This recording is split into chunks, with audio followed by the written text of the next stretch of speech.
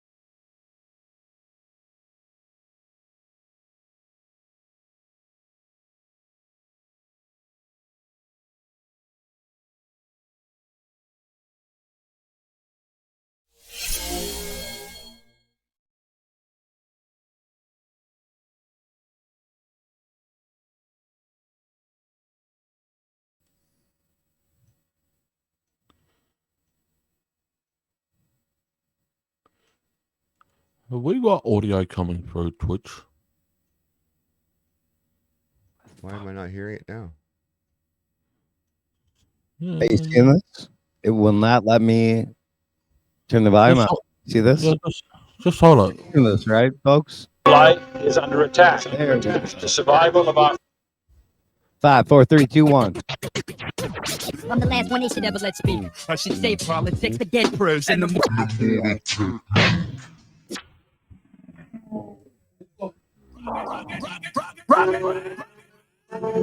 immortal technique. Our way of life is under attack. The survival of our friends is in danger. There's a new housing plan for the ghetto eventually. Projects for a new American century. False flag terrorism controlling you mentally. The gospel in the hands of people with no empathy.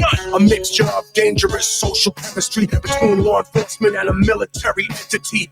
Cameras on the corner of every corner you facing. Testing out a future Gestapo on immigration. Power, consolidation, information restricted. Just like the iron law of oligarchy predicted, incarcerating the poor among the drug addicted, but not the families of the ruling class that's afflicted, cause it's a fucking caste system like corrupted Hinduism. I think you should listen. I've been through the system in prison. I've been through religion, carried the cross as a Christian like it was anti-disestablishmentarianism, until the seeds of despotism arrested my vision. Lyricism with cynicism and syllogisms, until they fed through Albizu Campos and kill me in prison. Chemtrail conditions, stem cells of Leo Strauss's philosophy, the birth of neocon policy. But I laugh at America's fear of a new world order controlling the hemisphere, cause my people been living that for the past 500 years. Intelligence, understanding, the facts they deserve to know. No governmental plan should impose its restraints against your will. Who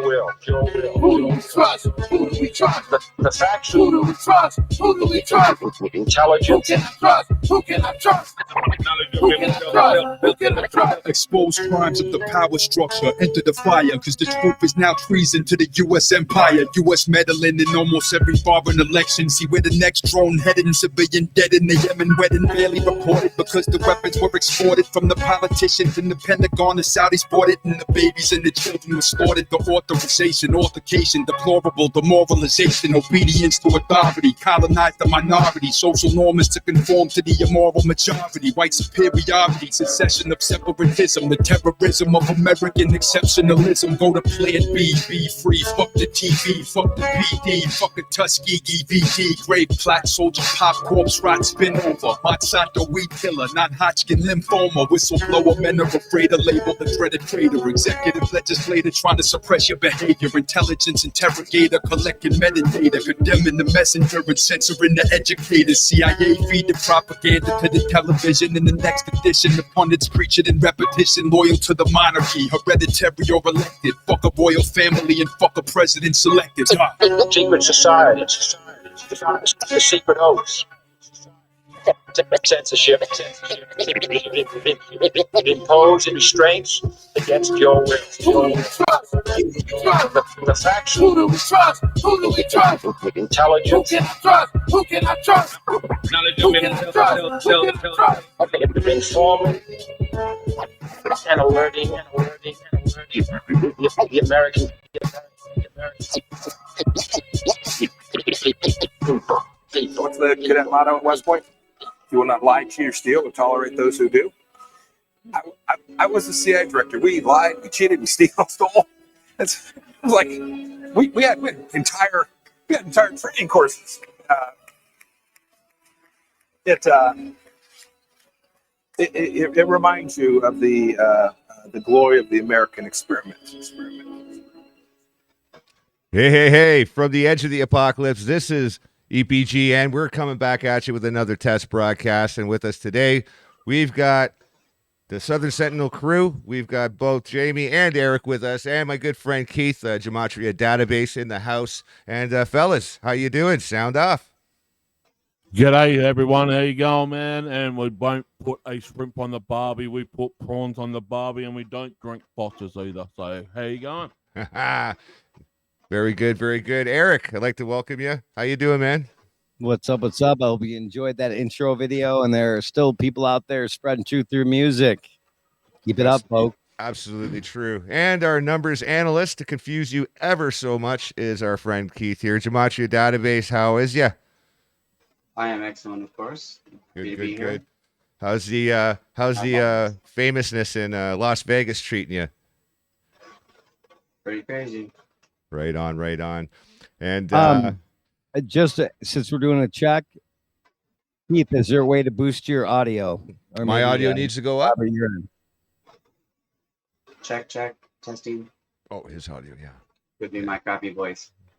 There we go. Much better. Testing 1, 2. Okay. Maybe a little bit more. Maybe a little bit more, yeah. We're hearing more of the echo in the room that you're in rather than your voice. It's kind of.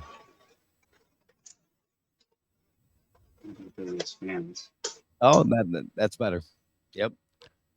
You know, the more I notice as you age, you're actually starting to look more like Marty McFly's dad. You're totally starting to look more and more like him every day.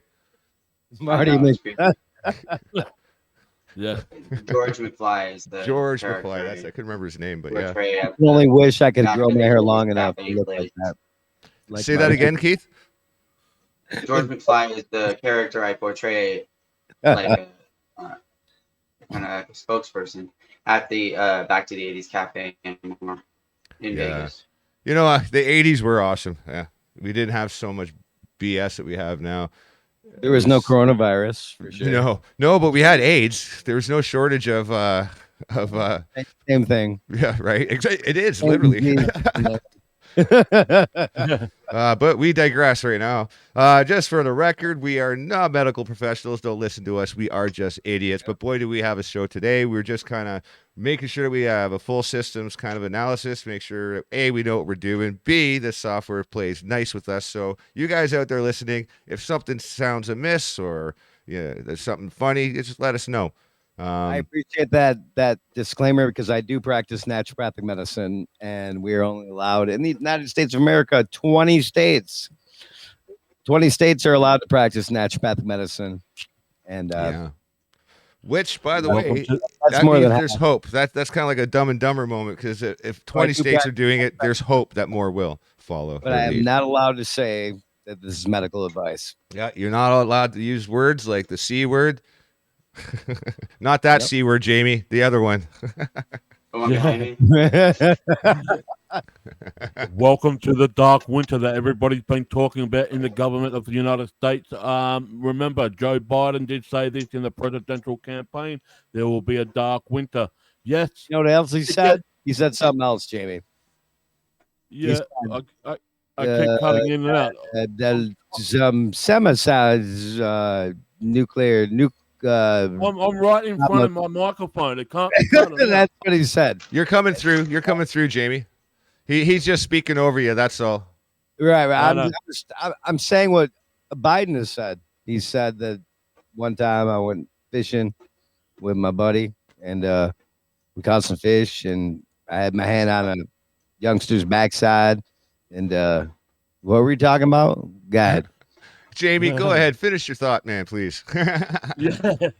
Well, see, like, when the sun goes down every single time, it gets dark. So, yeah, every year there's a dark winter, realistically. Come on. But why should... Trump said dark winter too, right? Yeah. Why should... Well, the thing is, Biden needs a teleprompter on his mask that he's wearing. He wears multiple masks. He needs a teleprompter to see what he's saying, and then he gets his minder that's over his right hand shoulder, tapping him on the shoulder. Make sure he's awake. His grandpa who has dementia. Yeah, but you mentioned dark winter. Use that word. So did Trump.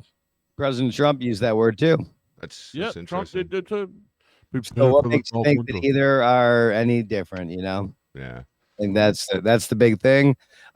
Myself and I think Jamie too. We refuse to engage with people who think there's a difference between either person or either party. Yeah, it's a waste of time. I will say this though, for the record, I will say I think Trump is one of the best things that happened to America, just because it got everybody, well, the majority anyway, at least agreeing on something. Like, yeah, you know what I tend to think about the fact that it wasn't an accident, like that he was like bad accident. Like we got to clean that up. Like, did he go? Did he go for the presidency on a dare? Like, was it like some executive meeting somewhere? It's like, hey, you should run for president. Yeah, I should.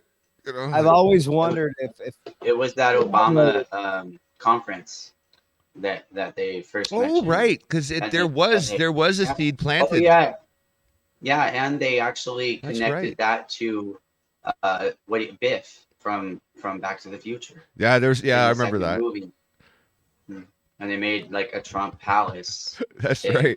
I have a hard time believing. It's funny because I live in Vegas, or I'm in Vegas currently, and they showed me that the Biff Tower or whatever that the Biff casino place. Oh yeah, in that movie, it's actually called the Palace here. The Fifth Temple, correct? Temple. Indeed. Tower was a temple. I gotta know this, Keith, because you're in Las Vegas. I mean, that's the kind of place where, like, you going with this? Sin City, baby.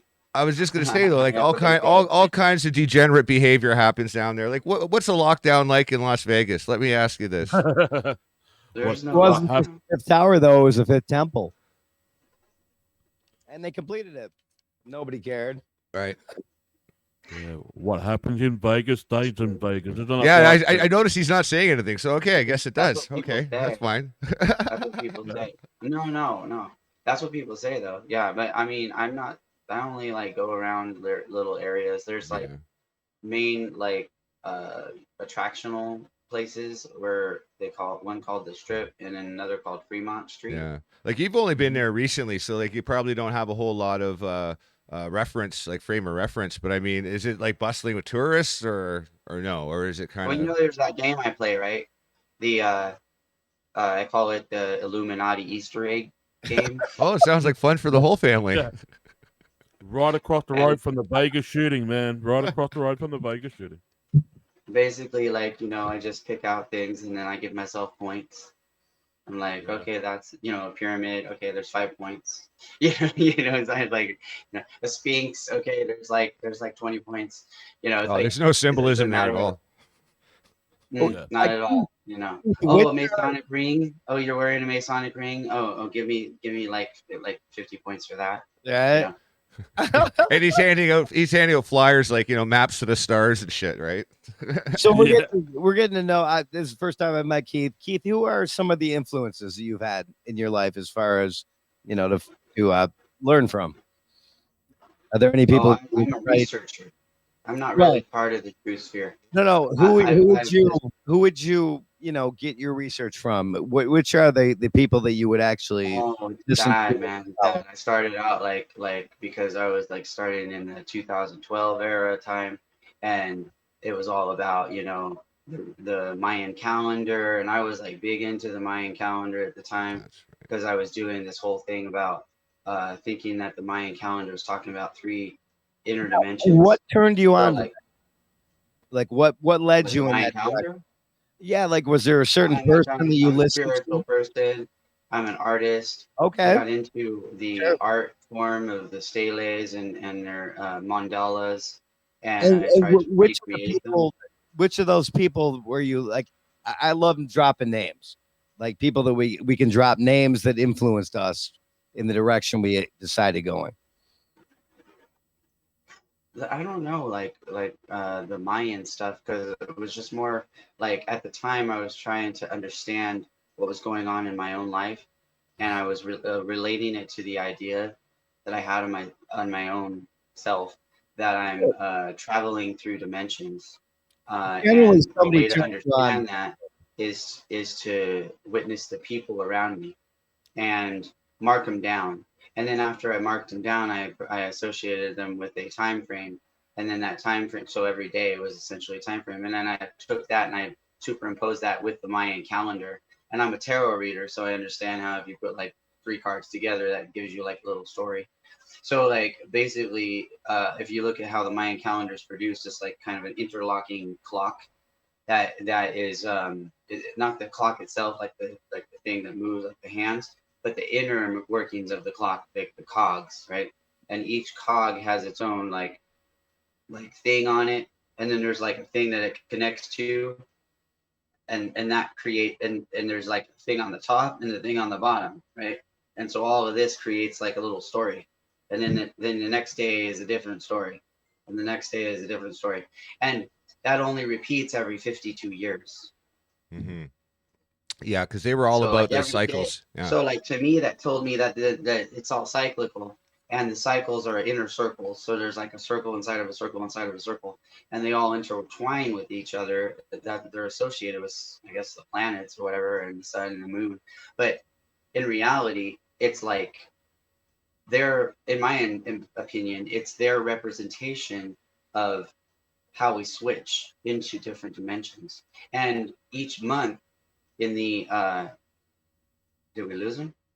No, just his camera. He's still there. He just turned the video off. Yep. Okay, each month in the Mayan calendar is 20 days. So every 20 days it like changes, right? So I superimpose that with our whole so-called like way of, like 28 days here, then 29 days there, then 31 days here, Rob, in order to associate with. Sorry, Chris. Rob, yeah. There's no volume coming through. There's no volume coming through the Twitch, man. I've just been messaged on my Twitch channel. There's no volume coming through. Oh, there should be. Okay, hang on. Technical difficulties. Uh-oh. Because it's coming through. It's coming through on the Icecast stream. So that just let me just double check, guys. This is why we're doing this. Keith, you have nobody who has influenced you as far as learning more about this. I have a couple people who in your wheelhouse who have influenced me in learning the Mayan calendar and in learning gematria in particular. Probably. Well, yeah, I learned from like several. And there's a lot of shills out there who don't know. I originally started with thinking that I was going to try to break the code of Nostradamus. So I was like into the Nostradamus like quatrains, and I was like trying to figure out like this formula that I didn't believe that they were actually written in the right order. And so I was like, I think they're not the order. Well, they're not. Correct. They're not meant to. And so I figured there must be a way to figure out how this order works. What's the word for that code? There's a code. How this order works. What's the word for that code? It's called the something code. How this order works. What's the word for that code? Called the something code. How this order works. What's the word for that code? Called the something code. What's the word for that code? Called the something code. It's something code. Sorry, guys. I just wanted to pause you there for a second. Jamie, I'm listening to it. It's coming through on your Twitch. I'm listening. I'm going to pull it up on my phone just to be sure, but I do appreciate your patience, audience. We're just making sure we nail down the procedures here and kind of get things kind of sorted. But anyway, you guys continue. My bad. Well, we were talking about gematria and decoding, and the Zodiac Killer, a prolific serial killer. Oh yeah, that was one of them. That was my 10th grade. I did like a report. Like when you have to write a book report or whatever.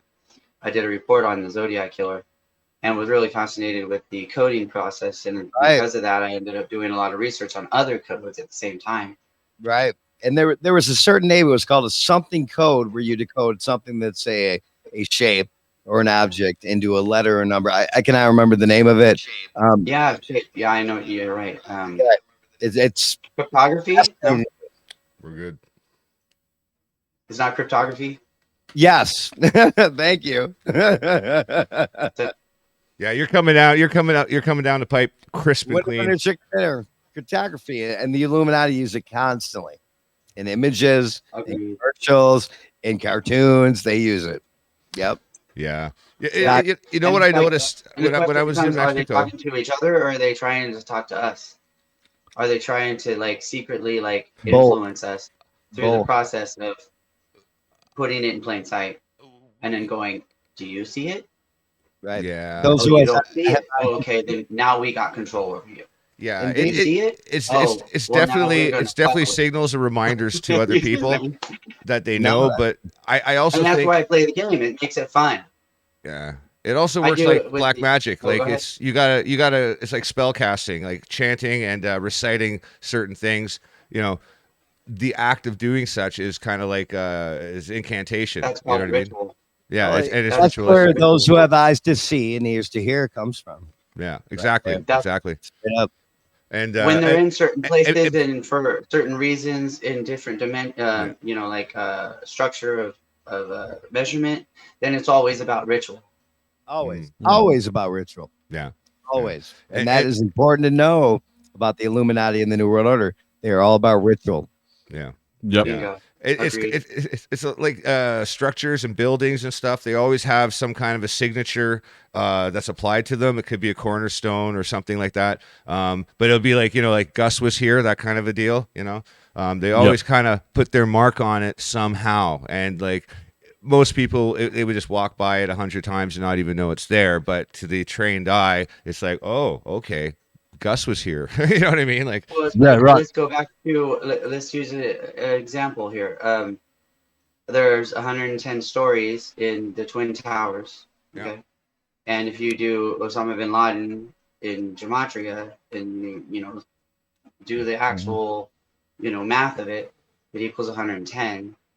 And he was the one that was said to have created that thing. And then how do we get there? How do we get to 110? What were the numbers that added together to get to 110? You have to type it in the calculator, or you can do the math here in your brain. It's like it translates using.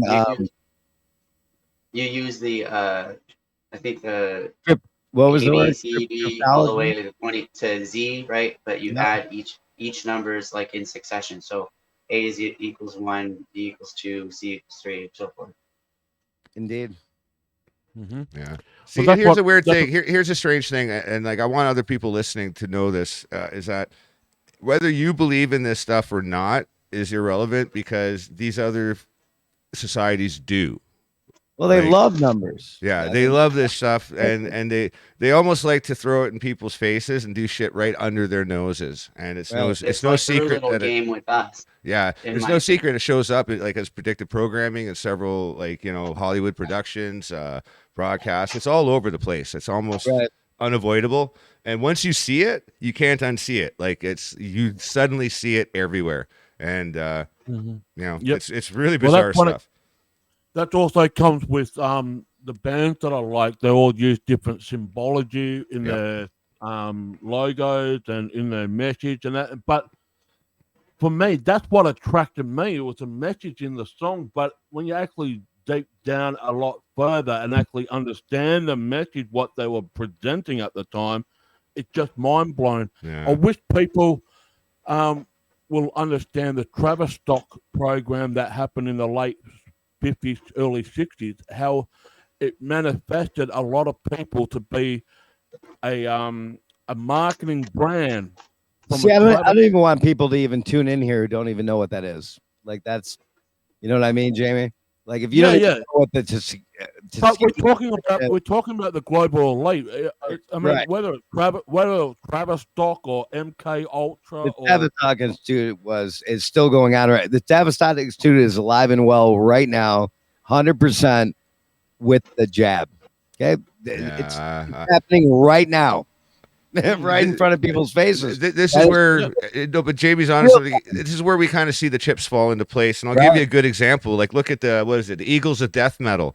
One of my favorite bands ever was Queens of the Stone Age, and still is. I love their music. I can't help it. But I mean, watching Josh be a freaking watching him be a what did you call it, a crisis actor? No, man. I was like, I was floored.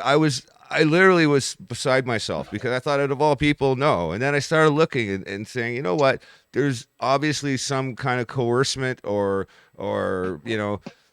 something taking place. Like people are told certain things and told to do certain things, and they respond a certain way. And it was just weird seeing what I was seeing. It was put on. It was a production, obviously, and they're all actors.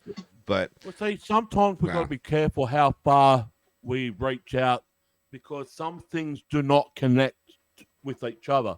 And this is where misinformation and fear-mongering and all that stuff misinformation and fear mongering, and this is where misinformation and fear mongering, and this is where misinformation and fear mongering, and this is where misinformation and fear mongering, and this is where misinformation and fear mongering, and this is where misinformation and fear mongering, and this is where misinformation and fear mongering, and this is where misinformation and fear mongering, and this is where misinformation and fear mongering, and this is where misinformation and fear mongering, and this is where misinformation and fear mongering, and this is where misinformation and fear mongering, and this is where misinformation and fear mongering, and this is where misinformation and fear mongering, and this is where misinformation and fear mongering, and this is where misinformation and fear mongering, and this is where misinformation and fear mongering, and this is where misinformation and fear mongering, and this is where misinformation and fear mongering, and this is where misinformation and fear mongering, and this is where misinformation and fear mongering, and this is where misinformation and fear mongering, and this is where misinformation and fear mongering, and this is where misinformation and fear mongering, and this is where misinformation and fear mongering, and this is where misinformation and fear mongering, and this is where misinformation and fear mongering, and this is where misinformation and fear mongering, and this is where misinformation and fear mongering, and this is where misinformation and fear mongering, and this is where misinformation and fear mongering, and this is where misinformation and fear mongering, and this is where misinformation and fear mongering, and this is where misinformation and fear mongering, and this is where misinformation and fear mongering, and this is where misinformation and fear mongering, and this is where misinformation and fear mongering, and this is where misinformation and fear mongering, and this is where misinformation and fear mongering, and this is where misinformation and fear mongering, and this is where misinformation and fear mongering, and this is where misinformation and fear mongering, and this is where misinformation and fear mongering, and this is where misinformation and fear mongering, and this is where misinformation and fear mongering, and this is where misinformation and fear mongering, and this is where misinformation and fear mongering, and this is where misinformation and fear mongering, and this is where misinformation and fear mongering, and this is where misinformation and fear mongering, and this is where misinformation and fear mongering, and this is where misinformation and fear mongering, and this is where misinformation and fear mongering, and this is where misinformation and fear mongering, and this is where misinformation and fear mongering, and this is where misinformation and fear mongering, and this is where misinformation and fear mongering, and this is where misinformation and fear mongering, and this is where misinformation and fear mongering, and this is where misinformation and fear mongering, and this is where misinformation and fear mongering, and this is where misinformation and fear mongering, and this is where misinformation and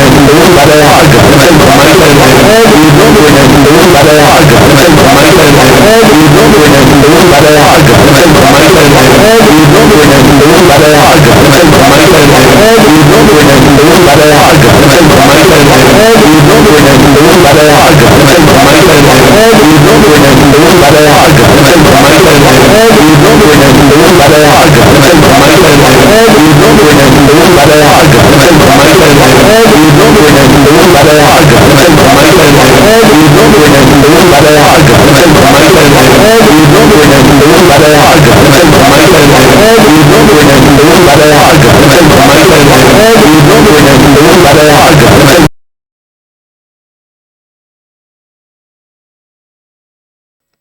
I fully and completely take the blame for that. I left the fucking audio on one of my browser windows. That's totally my fault. Okay. One of your many browser windows, because you're broadcasting. I understand how it goes. Before we continue on, Like, you guys go ahead. I'm going to confirm that it's fixed. Hang on. Go ahead, guys. Before we continue on, I'm stopped. Yeah, hold on. One stream. In fact, I'm Raise your hand. Before we continue on, I want to say thank to the actual fans and the followers on Twitch who are telling us these glitches, because Rob there, he's been working around the clock fixing all the audio and visuals and everything else. I want to say thanks for the viewers that are actually listening to this show, messaging in and chatting in the room, telling us, hey, you need to fix this, that. So, Rob, no fault on your own. You're all good. So you forgot the other part. The people the haters. Jamie is a real life living giant. Okay, this guy's freaking huge, plays rugby, and it will crush you. So to the haters, you can lick his balls. Yeah, I wouldn't want to be hit by that profile. Let me tell you. Yeah. Well, let me tell you, I've got some good news. I've lost 25 kilos over 5 months. You work that out in pounds. I'm currently on a diet. That's a lot more pounds then. That's in pounds. Yeah. That's a lot. That's like 50. Yeah.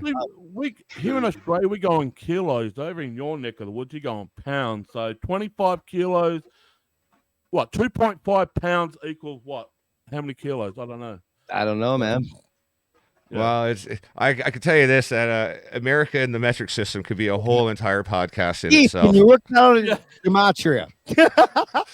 Because you know what, America and Canada is totally metric, but because of America, we have to actually fall back on the imperial system for things like construction and trades and stuff like that. And it's like, all right, my dad is like, I'm happy. I'm happy to be out with 4 people who have the cameras on. I'd like to thank you guys. I'd like to thank everybody here on the panel. I want to thank you guys for being here and helping me test out the system. And thank you, like Jamie said to the audience. Thank you guys for being there and pointing out where we're screwing shit up. And yeah, man, right? together, no, we're gonna get this finely tuned machine humming and purring. Well, there we are. We are on Twitch. All right. We're already at a better start than we were at last time. So I'm thinking if we progress and make it a little better each time, then maybe I'm some sort of good luck charm. I wasn't here last time. Yeah, well, here's something very interesting. Did anybody here on the panel would have thought like 20 years ago that we will be all here doing this type of stuff? Technology just advanced itself so much that we can connect each other around the world, do a radio show, not actually be in a studio per se, but we've got like a studio type of background here. We've got Rob there doing the dials. We've got microphones. We've got headphones. We've got all that. They've been doing it for a very long time. Yeah, but who would have thought 20 released the DOS finally? But who would have thought 25 years ago that this was the next big thing, doing online radio, online podcasting, or whatever you want? Because this is where Australia is so different behind in technology to America and also Canada. We don't have any of these type of shows on radio, on online radio. And because you're not allowed to talk about anything. Well, right, and you're the test ground, right? So you know what's coming next. EMP. They're gonna test it first. Let's see if it works well. Let's see how well it works. It'll just be a hack. It'll just be a huge hack. You guys had YouTube about 2 to maybe 3 years before it came to Australia. YouTube. Everybody jumped on YouTube and thought that was hey. But now, I think what's starting up is podcasting. Everyone's doing it now, but here in Australia, it's very limited. What are the Aboriginals? There's a lot of Aborigines, correct, in Australia. What do they think about that? Well, they don't know anything about it. Well, that's a pygmy, right? Right. There's different. Some are pygmies, some are Aboriginals, but they are being freaking extincted just with these. God, my bad. I am gonna digress and just divert just for a second. There was how many animals destroyed in Australia just a couple years ago? What did we get to? It was 100 million or so. Is that right? Or am I wrong, Jamie? You had the exact number. Was it 500 million? There was hundreds of millions of animals killed, and in those areas where all those animals were killed. There was Aborigines too, and they don't talk about them. That hundreds of thousands, if not millions, were killed. You know what I mean? And why I go there? Yeah, well, that's what happened, bro. That's a big party in Australia, is it not? That's what happened last year. We had the major bushfires at the start of last year that started around October in 2019. It came over the Christmas, over the New Year period, all the way through to the middle of February. We had the bushfires, over half a billion. There you go. Half 500 million of wildlife was perished. Many people lost their houses, and then within a matter of weeks, lockdown. Where the wildlife roams, that is where the Aborigines were roaming, and we did not get numbers on the Aborigines. So if you're talking about was that half a bill with a B? Billion? Yeah, half a billion. About how many of them were slaughtered? Much like, and we can go to the United States where the homeless are just suddenly disappearing. Yeah, it's happening here too. Yeah. Yeah. They're disappearing everywhere right now. I mean, I look and where are they all at? There was 10 cities. When the fires finished in the middle of February, within a matter of weeks, lockdown happened with COVID. And that's why in Australia and including New Zealand, we have got the most harshest lockdown measures in the world. Right. Now, if you want to talk about the numbers of death of COVID, the last report that I got, Australia is ranked 118th in the world. And yet, Victoria, Melbourne, which is the next state over from where I am, had the longest lockdown in the world. Well, that's what you get when you're ruled by a queen, bro. Over 200 odd days under lockdown. Who's Australia ruled by? Pardon? Say that again. Who's Australia ruled by? Besides the New World Order, the obvious things. A queen. China. Well, a queen rules your country officially. Well, unofficially, but officially to the Australian people. Who's your prime minister? Well, the prime minister is now back from America Uh-huh. after spending that week with Joe Biden signing that submarine deal. Yeah. So he's back here and whatnot. We've got quarantine camps, which you can call FEMA camps for COVID. We've got all these camps being built all around Australia. We've got the That's insanity, bro. You have quarantine camps already. Yeah, quarantine camps was talked about in that movie 2020. What is it called? Oh, there's tons of movies. Songbird. That and so many others. Quarantine camps. And again, peeps, that's why we refer you to Australia. They have quarantine camps. There are 800. They called them Q zones in that movie. There are Let me two here. stress this to people out there who forgot. Yeah. Stop thinking. There's over 800 FEMA camps There's- open, yeah, operational. There's two of them here. Yeah. And nobody's in them. Yeah. Who do you think's going to go in those, peeps? Yeah, there's two already waiting for people to, like, they're already fully staffed, completely ready to go. There's one in Alberta, one in southern Alberta, and there's also one in Canada. You guys in have Manitoba. 400. Oh, I'm sure we have more, but these don't ones are need as actually many. these are publicized. They are actually you don't called need as COVID many. camps. They started using them here in where California. Where are you at, Keith? I'm in Nevada now, but like in Oh, you're in the California, United States. So Yes. Region 3, well, I think, Vegas. but 4. But there's 800 camps open, and the reason Yeah, they you use know them why. for like homeless people in certain areas. So we talk about the FEMA camps and such, but a lot of people do not know why they were built in the first place or what the reason was, the official reason was. Do you guys know? Tell me what the original reason to build these FEMA camps were.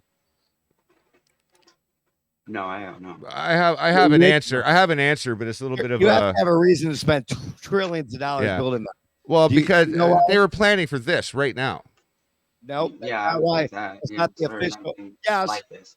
That is exact. That's why they were. But the reason they were built and all this money was allocated to building them was for one reason.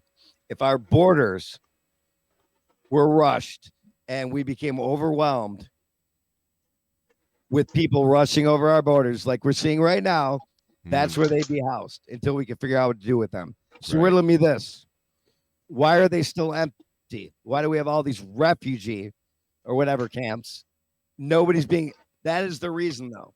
And Yeah. people need to know that. That is Yeah. a fact, Jack, and you can look it up. Yeah. This is the reason that trillions of dollars are allocated to these 800 FEMA camps is if our borders are being rushed. Yeah, that's probably what they use to justify. But not it. one Absolutely, person who's come over the border has been locked up in a FEMA Yeah. camp. They're in different camps.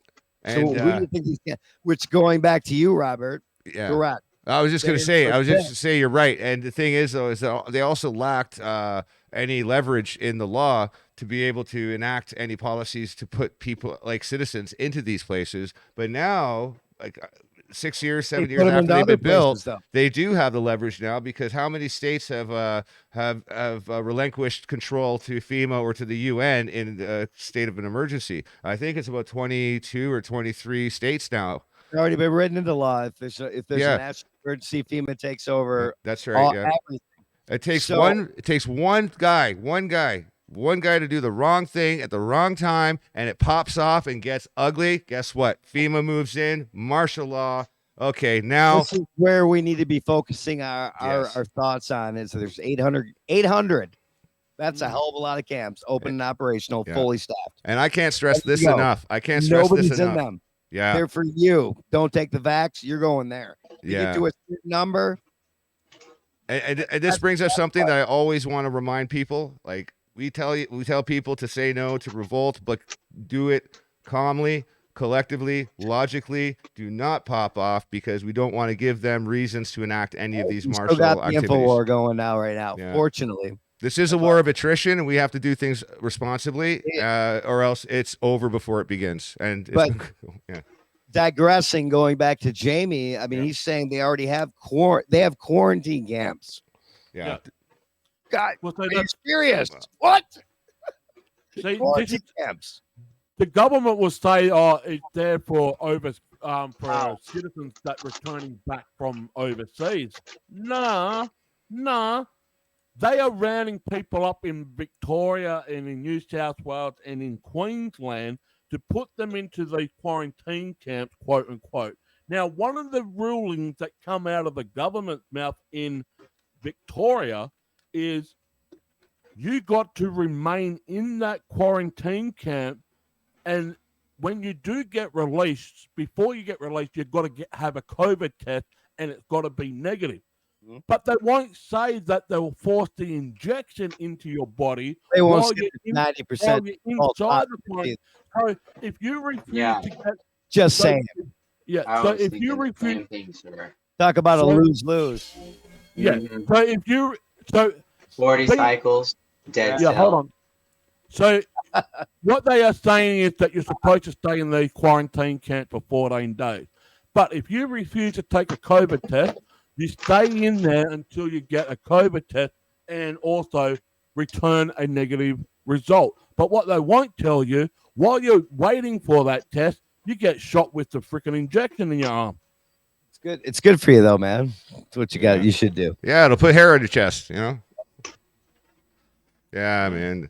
It's, we have to conform, right? We have to conform. Your government loves you, man. Yeah, they have your best interests in mind. Well, here's another thing I want to bring up. There was a report that came out from a doctor here in Australia. Now, before you get your first jab, if you get COVID, you've got to wait 18 months after you've been diagnosed with COVID to get the jab. However, if you already had your first jab and you're waiting for your second jab, in between you get COVID, you still got to wait 18 months before you get your second shot. Oh, really? Oh, that's fucking hilarious. Wow. So when do you get your second shot then? I mean, I mean, here in the United States, you if you have your first jab, you have to wait 14 days. Then to get if you get your second jab in that time until you're fully vaccinated. So anyone who dies with pre-existing conditions in that 14 days officially dies of COVID. COVID death. Vaccinated because it was only 14 days. You over there, it's like how long? A year? 18 months. That's real. When you get COVID, whether you're going before your first jab or you're waiting for your second jab. Say that you're about to get your first jab, but you get COVID. They will not minister the vaccine to you 18 months after you've been diagnosed. How do your Aborigines feel about this? Oh, they don't take jabs. Got it. That's why they count those in your numbers. Jamie, did you notice that? They do not count Aborigines in the numbers. And Aborigines outnumber non-Aborigines in Australia still. They do not count them in the numbers. Why is that? Isn't that interesting? Just like they don't count Indians. Yeah. Reservation Reservation Indians aren't counted either. That's right. Native Americans here either because they're under a different law. Isn't that interesting? Go ahead. Well, that goes back to the Aboriginal people here in Australia. You don't hear anything from the Aboriginal people, whether they're getting sick, getting vaccinated, nothing. It's like that with the Indian tribe in North America. You don't hear anything about it. But what they do in America, they blame the black community for being the cause of people getting sick because they refuse to get the jab or whatnot. And which, by the way, makes absolutely zero sense because if somebody gets the job, technically they're supposed to be immune to it. So why would they be freaking concerned about it anyway? But I guess if you repeat something stupid enough times, people will still believe it and say, "Oh yeah, well it's science." Yeah, but that's what I want to try to say to you guys, or not you guys because you guys already know, but the people that just currently tuning in. What you see in Australia, we got one of the hardest lockdown protection orders, all due to public health and safety, but yet the police can fire rubber bullets, tear gas, flashbangs, beat you up, put you in a quarantine camp, slam you into the ground. Yeah, in the direction. And now that we're seeing people around the world protesting in the name of Save Australia because they are seeing what it's actually happening now. Like in New York 2 days ago, there was a protest at the Australian consulate building in New York. But check this out. Right across the road from the consulate building was Pfizer. That's where Pfizer is. And it's like, you can't make this crap up if you tried. Mm-hmm. And I will say one thing I'm pretty sure of, like this is just a personal observation, is that in most larger cities, your downtown areas where you have like your city halls and your embassies and everything, that's prime real estate, and it usually gets picked up first by very influential people. And I'll let people use their imaginations of your wherever you're from, but guaranteed. I don't think many people really truly understood that Pfizer their building is right across the road from the Australian consulate building in New York. The Australian government is funding Big Pharma to push out all these stupid crap on the people. And yet, even if you are vaccinated, but you stand for pro-choice, you are getting reprimanded and stood down from your job because you got a political, with that's their quote, you've got a political standpoint that goes against their narrative, goes against their agenda. But you've already taken the vaccine. But if you have a political standpoint or view, you are reprimanded, you are stood down from your work. Yeah. Last year, all these doctors and nurses were called heroes. But if they refuse to get the jab, they're treated like second-class citizens. Like a Twisted Sister video. I ask you, what are you going to do about it? I want a rock. What are you going to do about it? No, I mean, I want a chunk of rock. You ain't crack. Shot to the heart, and you're to blame. Well, you give COVID a bad name. Bad name. By the way, I don't condone the use of drugs, but if you do drugs, do it for the right reasons. Yep. And D. Snyder can lick our balls. One of the biggest pushers of that. Billy D, you're all about. What are you gonna do about it? I want to rock. Yeah, fuck you, dude. You bastard. Kiss. Gene Simmons, lick my balls too. You old bastard. Fucking, you look scary. You ain't scary. Come see a real fucking champ, bro. I think there's an entire generation of these other stars the ones that we grew up with, by the way. I want to know. I want to know Slipknot. I want to know which bands are mandating vaccines. If they are, there's a certain category though. I can't put my finger on it. It doesn't have a name, but there's a certain group of these people that kind of fall under this category of just always following the trend. You know what I mean? And like I'll give you an example. Like Bruce Springsteen, he was down and out until the goth movement really kicked in, and then he did that really somber album back. I think it was like in the mid '90s. And like nobody had heard from him for years. but he's like, oh, maybe I can pick up on this next, theme, I guess you could say. Anyway, there's like a lot of followers as far as actors and musicians and these things go. Jamie has a real problem with these musicians because he's interviewed so many legendary bands over the years. Yes, they're Ghost of Eric. Right. Just become libtards.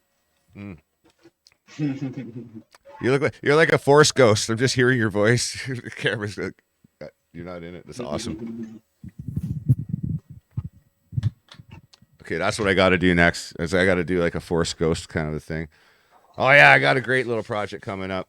Oh, speaking of projects, I came up with an idea. I mentioned it to you gentlemen earlier, and I just wanted to make an announcement for people listening now or later. I'm thinking of a project of basically simulating a TCP/IP, which is internet, but via ham radio.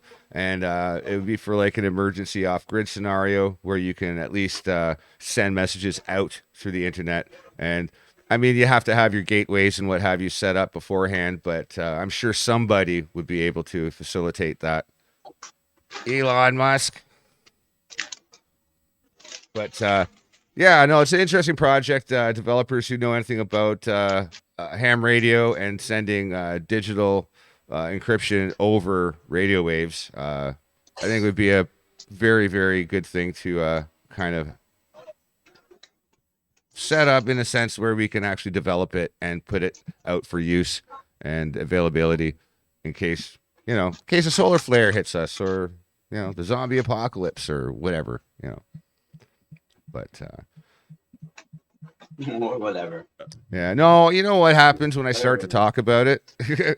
I'm still developing the idea. I get these other ideas, they just jump in my head. I kind of had an Elon moment there in my head. But yeah. Anyway, like processing. No, it's trying to hear the one out of the 1,000 voices that actually has a good idea in my head. I'm trying to listen to it and not the other 900. So like, shut the fuck up. Exactly. I want to hear this guy. Yeah. Well, that's what it's like. No, it's working well, by the way, kids.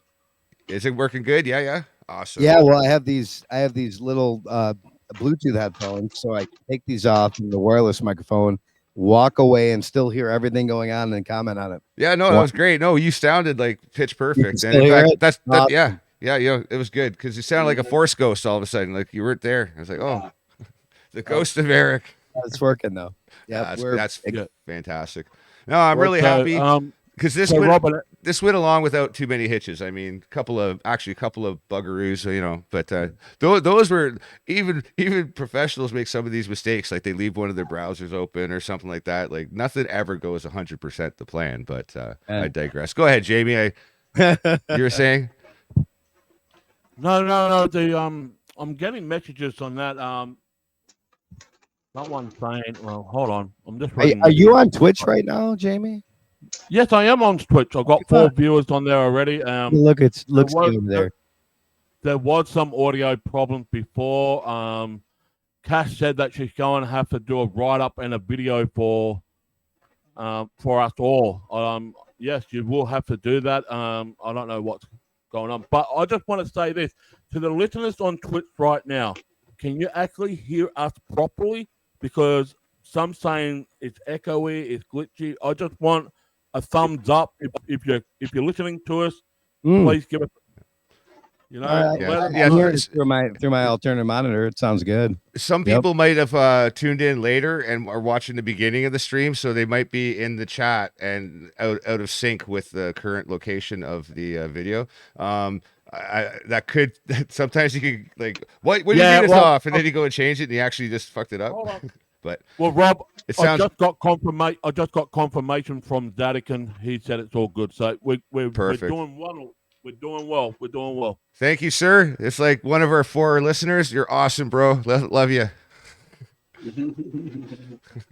But no, I really thank you guys. Thank you so much, man. In the county, everyone, blah, blah. Oh yeah, I got the chat open up finally over on. I was wondering when he'd show up. Oops. I don't. Just that my lifestyle.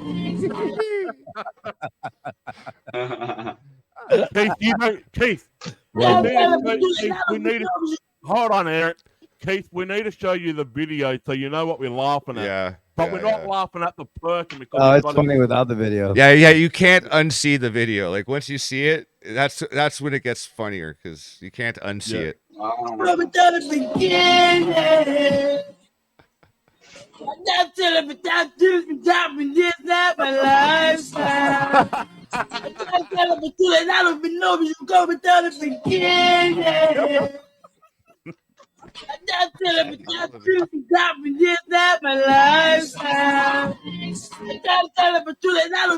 love this guy. God love him. God love this guy.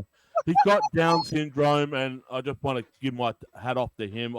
I have a soft spot for those. Yeah, him. He's a fucking multi-millionaire right now, just from one freaking 15-second. No, man, bless him, because you know what? He's just giving her. He's just fucking giving her. Like that's. Yeah, that's you got great, what man. you give is what you get, man. Yeah. Well, that's what I'm saying. Like you see his throat, like, like. But like, he just...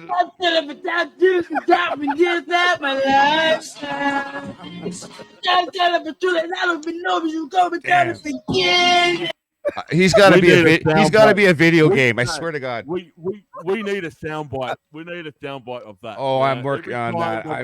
I'm hooking that up. Right. Button, that thing going to come up right after the show. I want to put that. You know what?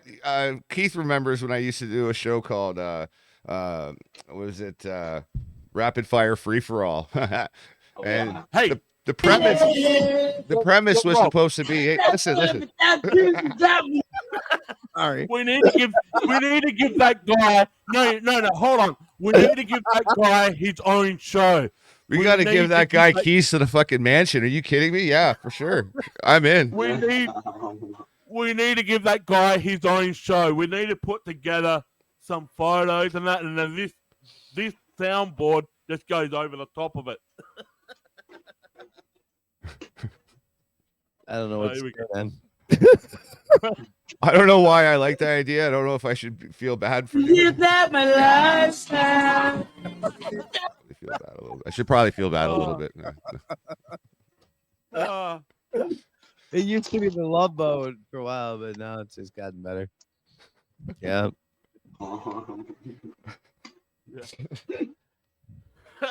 It just kills me. Do you guys remember the show? What the hell was it called? No, because oh man, you watch the video once, you're gonna watch it like for 15 minutes. It's playing back in my head already. I can't help it.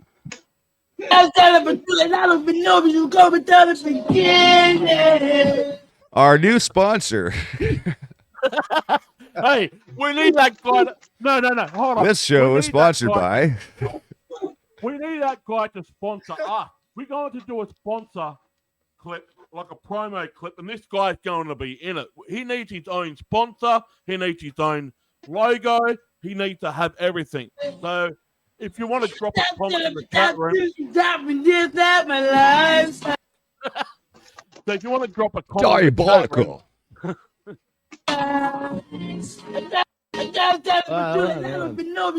My bad. I meant to mute. That's hilarious. I'm gonna play it out like over again. It's like that's too many times. We didn't promise the audience. We didn't promise you guys anything totally constructive.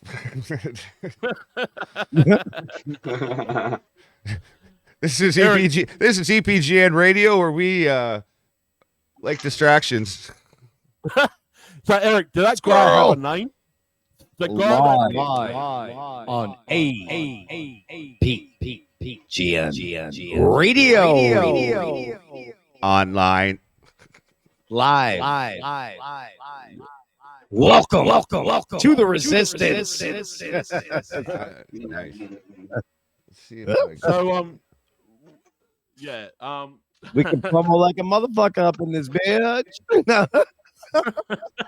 Liam. Let's see if hey, what about that What about that Krispy Kreme guy? We want that Krispy Kreme guy to make a comeback. Now, you know what? Robert, how old are you? 47. I think either this year or next year. I'm not sure. One of those. 49. So that particular Krispy Kreme came out. This is how old we are in 2012. Wow. That's how old it is. So a lot of Yeah. people have not seen that. I got 400 cars. That's 9 years ago, man. 400 So guitars. it's like motherfuckers are saying Led Zeppelin isn't classic rock anymore. That's it's Pearl Jam and Nirvana. No. That's classic rock now. You know what the Led best thing Zeppelin is? Ancient rock. I like it when these millennials, or not even the millennials, the ones after them, I don't what the hell they call them, but they mistakenly call us boomers. It's like there's Fucktards. boomers are dead, you retard. Yeah, but I seeing that's putting down people with disabilities. These people are No. Those guys are the heroes. No, guys, right, they willingly have let themselves become able-bodied people with brains that they're in indeed. control of just kind of exhibit like Yep. horrible judgment. I miss the days when you could be like, "You're gay, man," without being called like canceled. Gay. We got to cancel it out. You're offending a bunch of people. Here's Give the thing. everybody Here's the metal. thing. Here's what they do. They say you can't say this word because it's offensive. Don't But call here's somebody a another faggot. word. Here's another word for that. And then 20 years later, you can't Don't say use that word. word. Yeah, you can't use Even that if word you- anymore. Even The if new you word dance at a exists. gay bar as a stripper, don't use that word. Not me, maybe, but anywho, don't use that word. I miss those days. Yeah, where I'm people would get uniquely so uniquely offended. qualified. Like back in the day, there was only one word that you never used because it means less than human. That was the N word. Moist. Oh, that one. Well, yeah. What?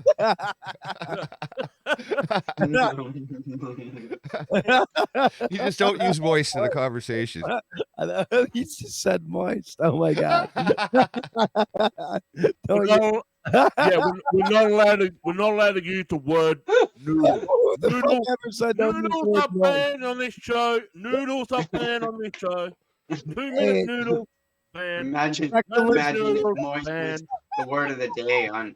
So if on you're a the catfish hunter in the southern United States, you can get some really good mushrooms from Robert also. You know what, 1-800 man? Mushrooms. I miss psilocybin. I want to go on another mushroom journey, man. Don't ever use that word. I've been waiting 10 years to drop that joke. I think I stole it for something. No more noodles on this show, man. The N word is a bad one. Noodles. No noodles. No ramen noodles. No ramen noodles. No 2-minute noodles. Ain't no sunshine when noodles gone. In this house, you staying at home. Ain't no noodles when you're gone and when you're not moist. On EPGN Radio, your degeneration station. Indeed. Yeah. As we walk in the joint, I take my cover shot and then I sing hallelujah. Hey, big summer. Yep. In a time.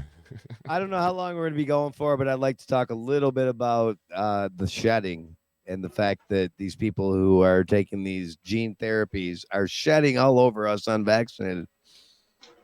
Yeah. Like to get people's take on this. Anybody? Well, I came across it first on what's that called? Instagram. On my on this account that is like Gematria database, and it was just like through the feeds, like of the people that follow me or whatever, or maybe the people I follow, which are probably the same people.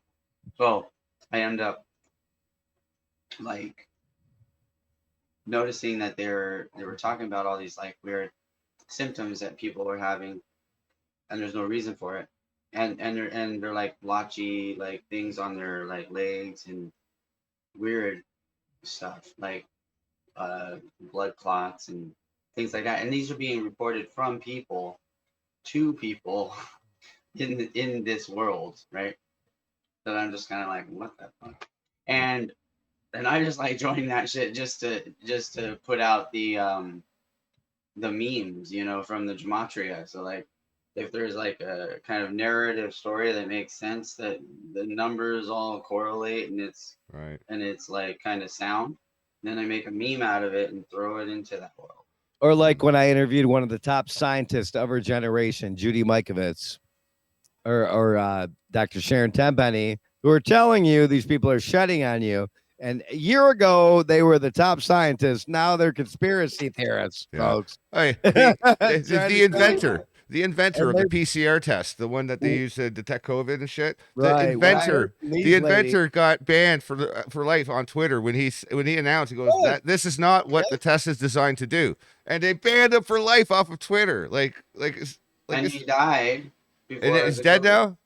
So you have the vaccinated who are all concerned and scared of those who are unvaccinated, even though they're vaccinated. So why should they be scared of the unvaccinated? Yeah, if they're immune, they're immune. Reverse and flip shit because the people who are unvaccinated should be fearful. Yeah. Well, they shouldn't be fearful. They should find a way to use naturopathic medicine to combat the shedding, which there are ways to do that. That's for another show. Absolutely. But that's how they flipped it. I would look forward to that. Literally shedding. Like if you sweat a bunch, like you're sweating, right? Shaking it off. That's your body getting rid of waste. That's what's happening with the unvaccinated. And that should be a very scary thing to people who are not aware of naturopathic medicine. Yeah. So instead of whining and crying and saying, "Oh, the vaccinated the unvaccinated are going to get me," why don't you find out about naturopathic medication and use a shield against that? Why don't you use something like this, which I have these all over my house, Shungai rocks, to keep these electromagnetic waves from hitting you?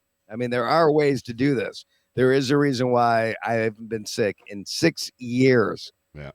Yeah. 6 years. I haven't been 6 sick in a long years, time myself. no sickness. I've been hungover a few times, but I haven't Do I been sick live either. the healthiest lifestyle? Hell no. But aside from being burnt out, nope. Yeah. No sickness. Why is that? Naturopathic medication. Simple as that. The body is a collection. All of this. The body is a collection of systems, and like all those systems work in harmony. Caveat that with I am not a medical professional, so I'm not allowed to say that that's medical advice. Yeah, not at all. But some people information-wise, this process to the alien takeover of the body snatchers. Are you into that? Are you into that, like the secret space program and such? Because I am big time. Yeah, I researched the secret space program. Ditto. I had a partner for a couple of years named Roberto Garza. He was in the Air Force. He was part of the secret space program, and some of the stuff he told me, wow. Wow. And there is a larger battle here for small minds who want to like stick with this stuff. You know what I'm saying? That we're talking about right now. Like I am, like you are. There is a larger war, like Star Wars shit is going on. Yeah. Then you have these people who go, well, the earth is flat. There's nothing else out there.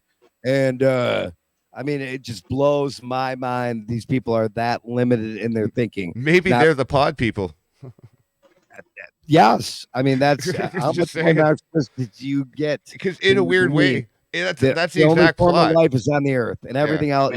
Maybe that's what that movie and that was always a movie, right? Yeah. Was it a book? I don't know.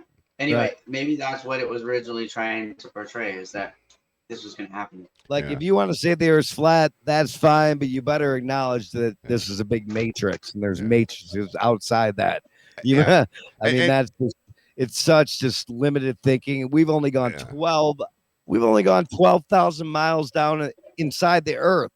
Yeah. And the earth goes millions of miles down. We don't even know what's down there. Admiral Byrd told us there's a whole different freaking world on the other side of Antarctica, but that's stuff that's being suppressed there's actually concealed constantly. That's never coming up. Nobody talks about Tartaria, this continent that was supposedly bigger than Asia and Europe put together. That's completely been rewritten out of the history books. We don't talk about that. Well, here's the thing. Just like anything else. That's being they're gonna. David Crowley said it best. Gray Stage and Gray State. He said the Second American Revolution may not be remembered, and everything right now is digital. People aren't taking. They don't have the flip camera taking pictures of shit. If the internet goes down forever, everything changes. They can rewrite history, and that's how they've done it. In fact, I'm not so sure that we weren't way more advanced than this at one point, and they rewrote all that stuff. Well, here's the thing. Here's the thing about that. There's a lot of study for the ice core samples that they've taken. And these things, they go back 14,000 years, and they're starting to see that they were cataclysmic events. And there's also a period of time around 12,000 years ago that show chemicals like signs of processing and manufacturing. So we were definitely at some point. Now, our tectonic plates, they slide under each other. So like it kind of reprocesses. And those chemicals have been shown to exist on other planets too. Yeah. There are people on here going other planets. Those don't. They're just like they're the CGI. They're blips. But here's the thing: this entire universe revolves around the Earth. But here's the thing: if there's a bigger story, there has to be a bigger story, and I don't think we're the only ones in it. You know what I mean? And here's the thing: remember Professor Doom? Of course you do. On Bill's show, he did a whole breakdown of his research on the different blood types, and it corresponds with basically another species adapting itself to our species and creating our species for slavery and other things. Well, so you have different categorizations. The royal family, every single person in the royal family is the same blood type. Yes. Until recently, when they started marrying outside their blood type. Yeah. It got sketchy, but that's the fact. It was with other RH negatives though. So other ORH negative people they can mate with. A step further, interbreeding. Interbreeding is done. Yeah. Farthest you can go back is second cousins. Yeah. It's a fact, people. And the RH. Oh, there's the queen. There's the queen. The RH factor. Oh my God, they're fucking incest. Yeah. The theory, though, the theory is that the RH factor was introduced to prevent the two different species from interbreeding. Yep. Yes. And somehow they made it work. It was what's his nuts. Got some rebel. Yeah, and jump outside their blood. They're fucking RH. And there was the one deity though who broke the code. Basically, created some kind of medication that would stop it from preventing it and would let the pregnancy continue. And they have that. They use that to this day for ORH negative and ORH positive couples. If you're not that blood type, you ain't getting into the club. It's a big club. You ain't in it. Yeah. See, I'm ORH positive myself, but at least I'm an O. Hey, they might not want to kill me off right away, but the A's and B's are fucked. Max Egan talked about Tantaria, and yes, he does a lot of shows on that too. What is that? Yeah. What is that? A continent bigger than Europe and Asia put together that's completely been written out of the history books. The mud floods. I mean, there's so much history that's been. And this is it's done because they can. It's also irreparable history. You can't go back and re-find it out because it's already been reprocessed by the planet. So, but you can't find evidence, and people. You can find evidence, yes. Yeah, absolutely, absolutely. Look at this evidence. It's fascinating to me. And I've always said this too, guys. That history will always repeat itself. You got to find that. Well, if we keep erasing the fucking books, if we keep erasing the books like that, of course it's going to repeat itself. Well, a prime example is the concentration camps in Nazi Germany. Now, I'm not saying that Hitler was a saint or anything, but they need to look at the other side. Who is financing both sides? The Zionists. Who are the Zionists primarily? Who are they? They were Jewish. So you have this whole propaganda. Who owns all the banks? Rothschilds. What? And I am not one of those guys who say that they own everything, because there is a otherworldly force that controls all of these little amoeba running around like the Rothschilds and the Rockefellers up there.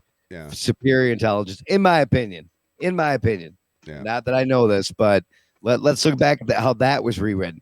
Let's look at Stalin, freaking one of the worst freaking human beings on the earth. But what was he fighting against? He was fighting against an equal force that was just as bad, which were called you would call the Zionists or the Canaanites. Exactly right. We can go a lot of different directions with that. What I'm saying is that they don't teach this in history books. Yeah, it might not even be aliens interacting. Like it might just be the relics they left behind. Millions of Germans who were massacred. Yeah. By the other side. They don't talk about that. No. Of course they don't. Of course they don't. Yeah, Stalingrad. Yeah, Stalingrad. They also don't talk about Operation Paperclip. Right. I got Well, schooled. yeah, Operation Paperclip. Yep. I got schooled because we like to say Nazi Germany. Yeah. You know, and I'm like, okay, there was a lot of other, you had the Axis, the Allies, and a lot of stuff went on in between. And neither side, my whole point in this is do not glorify either side, both sides. Yeah. I think they're all working for the same people, to be honest with you. Now. Yeah, there you go. Simple as that. Like the ones at the highest levels, all scum. Like all it's like the Olympics. It's like it's, you know, right. You know what I mean? Like this organized events. Like how can countries that are currently at war, you know, globally speaking, participate in an event together? Without, you know what I mean? Like they have to have some level of cooperation, you know what I mean, and coordination to be able to do something like that. So people have to ask themselves, why is the whole Hitler Nazi thing like the big? I mean, if you ask any kid from our generation and up, you know, who the worst freaking genocider was in the world, they'd say what? Well, they would say Hitler, but it was probably say Hitler, but that's probably Genghis Khan or somebody. Mao Zedong, Stalin, Pol Pot, Genghis Khan, man. And those numbers were lies, and they don't show numbers on the other side. A lot of these Axis forces were just fighting for their lives. What's that crazy number? Isn't it like 1 out of every 20 people have like Genghis Khan's DNA or something like that? There you go. You know what I'm saying? Named another one. So like there's something, but it's all the Nazis. Yeah, it's all their fault. That's the worst thing that ever happened. But here's the thing that people have to put into perspective: that all of these things are linked events in a chain of ownership. Like if you go backwards through that chain, it will go back to the bloodlines. It'll go back to the source of this. Now, there might be an alien element to this. It's either the relics. It's either the relics they left behind or direct contact, one or the other. But you try to speak about this and talk about this in a different light. You're labeled an anti-Semite.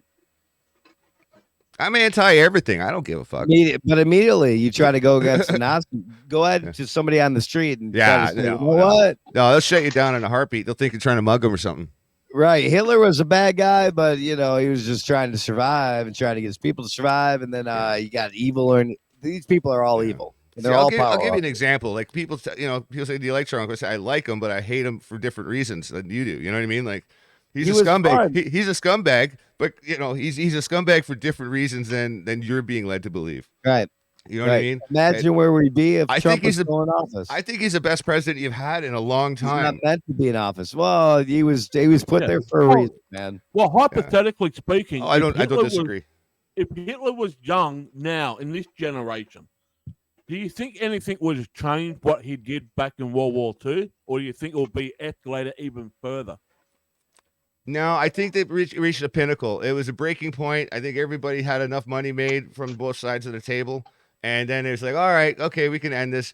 And then the next one started. It was the Cold War. So like now was the big money. Because now they got the scientists from the World War II thing with Operation Paperclip. Look at Project Paperclip. Scientists, doctors. I was just saying, yeah. And that led to ICBM technology. And then the big money really started with the Cold War. And everybody bought like 100 million fucking ICBM nukes. Nukes. And there you are. Yeah. That's why World War II ended. And Putin. I wish Putin fucking was our president because I love that. I like Putin, man. I'm rooting for Putin. I shouldn't say I love him. He's gangster. But he's gangster. He's gangster like Scarface. Yeah. That's what I'm saying. I'm rooting for Putin, man. The tiger in the eyes and the tiger back down. Hey, do you remember when multi-level degree black belt? The guy's certified like a real man. Then we have our guy. He'll kill you with the paperclip. That dude. Guy. Yeah. No, it's funny. He's got that kind of Daniel Craig kind of look to him, but he shook. He does. Obama's hand. I remember. Craig is an actor. Daniel Craig can't do what he does in the movie. Oh, I know. There was a black belt. I mean, the dude will fuck you up. Do you remember when he shook Obama's hand? And there's that big classic picture, and he wasn't looking at the camera. He was like looking at Obama. Obama's like got that cheesy grin, looking at the camera head on, and it's just like. You know that one of those guys is a steely, cold-blooded killer? And, man, we need somebody like that now. Let's take it a little further. So how many vaccine mandates are there in Russia right now? I have not a clue right now at all. I did. Well, I did a whole project on them. Here's how many. 0. Uh, Isn't that interesting? uh, I Well, think two that's people- why the word yeah, that's love came out of my that's mouth. because they're I all too don't love busy any drinking of these. vodka. yeah. Any of these leaders. They're all gangster. They all got some shit going on. But Putin is a little different breed. And yes, they're a 0. So the Communist Party, right? Communist. They're still trying to push that. Russia, 0 vaccine mandates. In the United States, I think we have 13 or 14 states who are mandating it. Yeah, I'm not sure. Canada, a federal government saying if you have over 100 employees, it's already been mandated and passed by. Biden announced that last week, didn't he? But Russia's communist. Okay, yeah, you know what I mean. But here's my justification for why I like Putin, and it's the fact that, for instance, leading a country, you have to have certain prerequisite skills. I don't care who you are, you have to be good at certain things. Unless you are leading the USA, then you don't have to be good. You don't have to be good at anything. Obviously, you just have to be able to check your Twitter What's account. Biden good at? But I digress, the reason I like Putin though is because he looks really comfortable at his job. He knows what he's doing, and he's got his shit in the group. You know what I mean? They always. I like Putin is because he stared a tiger in the eyes and the tiger back down. He rode the tiger. He rode the tiger home and parked it in his garage. Have you guys seen this video? I did, yeah. I know Jamie has. He looked. I mean, and that could have been staged, but he's a second. But that's just it. If he staged it, it's brilliant. I mean, it's actually that's really good propaganda. I'm telling you. But I'm not condoning propaganda. What I'm trying to say is that he's got skills. He's got skills at certain things, and it's obvious. Like, you know what I mean? Like he can captivate a group of people just by sheer. He's got charisma. You know, he's got all those things, and he'll kill you if you don't. Right? we talk shit about North Korea and China, and yet Australia is just as bad, if not worse, right now. So yeah. Well, the thing is, it's got to be learning this. Instead of talking about China and North Korea, you better start saying we're going to become like Australia because you have no idea what's going on there. Wow, man! Look, the British Empire. We watched it. The British they burned Empire out literally all your wildlife. They ran out all the planet. The Aborigines. They ran the whole show for a while. You know, like the British did pretty massacred good. them. You know, we won't even talk about what's going on in Africa right now. Well, you know, that's why they gave all these countries their autonomy back in like the 80s, like in 87, 80, 88. We're kind of spreading ourselves out a little thin, you think? I mean, that's the major put a little new order over here. Well, so the major problem with Australia is that the old way is she'll be right, mate. Everything will be okay. Yeah. And that's why people will follow. They don't actually push back as much. They just allow it to happen. And this is where Australia has fallen on its knees long time ago, where they just follow the sheep. They are guinea pig to the system. And they are okay with that. But right now, what you see and hear from Australia right now, it's just one. It doesn't matter, though. You know, I hear people saying, "Jamie, why do you still live there? Why don't you get out?" Well, there's nowhere to run, nowhere to hide. They're surrounded by ocean. Let me make a vital statement. Let me make a very vital statement. With the current situation here in Australia, what is the solution? There isn't any. Because let me make a vital point here. Build a bigger boat. Right. No. Right. I'm being serious. There are currently 4 things in Australia that you cannot have: freedom of speech, protection, defense, and now. Why are they saying that? What reasons are they justifying? That was a shooting in 96. That was a shooting. It was a shooting in 96, I think. Yeah, dude. That's. See, I mean, they already got guns. I just want to your freedom of speech. I mean, it's bad, dude. I haven't finished what I'm saying. Put yourself in that situation that you don't have freedom of speech. Yeah. You don't have protection. They can track you down. They can track you down, gain your information. Blah blah blah blah blah. You can do that here. Most importantly, you don't have any defense organism to defend yourself.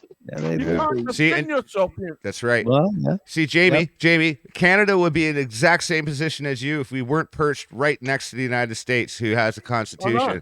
Robert, you're in Canada. Like, if it wasn't for them, hold on.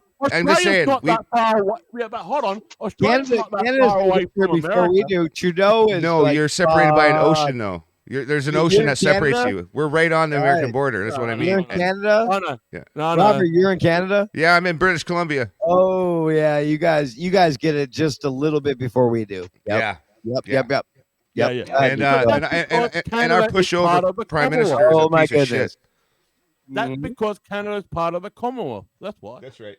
Yeah, we have always been. We've always been a listening post, and basically perched right next. We're always telling Britain what's going on. Our spy towers on Sussex Boulevard there in Ottawa. Oh yeah, we catch everything. You're in Ottawa. We're the dirtiest little pigs in the farm. I'm telling you right now. Yes. Canada's got some secrets, man. But yeah, Trudeau is that's an evil motherfucker, dude. Wow. Yeah. He's looking more and more like his dad in Cuba every day. Wow. I thought and that's one of the reasons why you're saying now that people in America are protesting for Australia, because you guys in America, you still have freedom of speech. Where's the protest? We ain't doing shit over here, man. Nobody's doing nothing. They're getting jabbed. We're gonna. The thing is, people will know once they disarm us, once they take our right to our Second Amendment and our First Amendment, it's over. People, all eyes are on the U.S. And I'm not a big Bible guy. Okay, I've read freaking the New Testament, the Old Testament. I've read the Quran. I've read several different versions of several different Bibles, but they all say the same thing. Once the United States don't be a dick. They point to there is a place where you can be free, and we're the last free republic. And once we fall, it's over, and all eyes are on us. Would you agree, Jamie? Yeah. I think they took the best parts of like a bigger book and just gave like a Cole's Notes version. Right. How many people did the Buddha slaughter? I mean, give me a fucking break. There are elements of the Kabbalah and of the Buddhism and the Tao that they can seem evil, but you know what? Yeah. There's a lot of things in the Bible that are evil too. Like how many people in the Crusades got murdered? Right. Just saying. I'm gonna wipe out the entire earth and and maybe they deserved it. How do you like Jesus? This is all, and again, the word Jesus, that's the one that always grinds my gears, bro, is the word Jesus, because the letter J didn't even exist until 500 years after Jesus died. Look it up. It's probably a democratic name. Right. The letter J didn't even exist. People call him Jesus. Yeah. And they got this white guy with he was from the Middle East. And fun fact, that's his language, Aramaic. In his language, the W is the sixth letter of the alphabet. It's pronounced Wa. And guess what? It was what's it called? There's CERN that created the TCP/IP protocol, and World Wide Web is a 666. You said CERN. Yeah, Albert Pike explained this well, but CERN. Let's segue to that. I don't know how much longer we have to go. I don't have much longer because I don't have any plans, so I'm here to not. CERN is something that has been forgotten, and I did a lot of research into CERN likewise a while ago in the Large Hadron Collider. And I'd love to get your take on that. Yeah, later. Yeah, another show. You have scientists seeing things coming out of it, and they didn't believe in God or anything beyond this earth, and all of a sudden they're changing their mind. Yeah. All of that has been quieted. Yeah. How often do you hear anything about CERN right now? That's weird. And what's with those weird, those weird freaking ritualistic dance videos that they professionally film and put on these like shows? Oh my god, dude! There's so many. Like one of the most hits I ever got on YouTube. You remember that, Jamie? That CERN video I had where they were doing like the freaking this crazy dance. Yeah. Opening, and it was on Reuters and other, and it was. I got nuked, but. Oh man, that's still going on, kids. It hasn't stopped. No, it's offline because they're doubling it. They're doubling the power, and by doubling it, I mean exponentially. So it's actually a factor of 2. So it's let's make that a point. Times what it is. Let's do that. It's still going. It's still going on Instagram. Yeah. Let's make that a point, guys, to really dig into what's going on in CERN. CERN is behind so much. They like I said, the TCP/IP protocol that created the internet, IP4, IP6, like they are key players in this whole controlling of the masses project that started pretty much in 1967. Look up Operation High Jump. Look at Obama and others who were supposed jumpers, teleportation to other planets. I mean, apparently that's a thing too. And you know, I'm sure there's a fair amount of disinformation that goes along with that. But you gotta, yeah. Will we ever know if it's true? Yeah. Well, until we do it, no. But once you have credible people telling you stuff, you know that's a sign. Yeah. Have incredible data, incredible facts from credible sources, and lots of it. Because when you have lots of it, you can start cross-referencing things that have similarities and start seeing where the bullshit's coming from, kind of deal. Yep. Yeah, shit comes out of my mouth does not come from myself or what I've seen. It comes from people I've interviewed.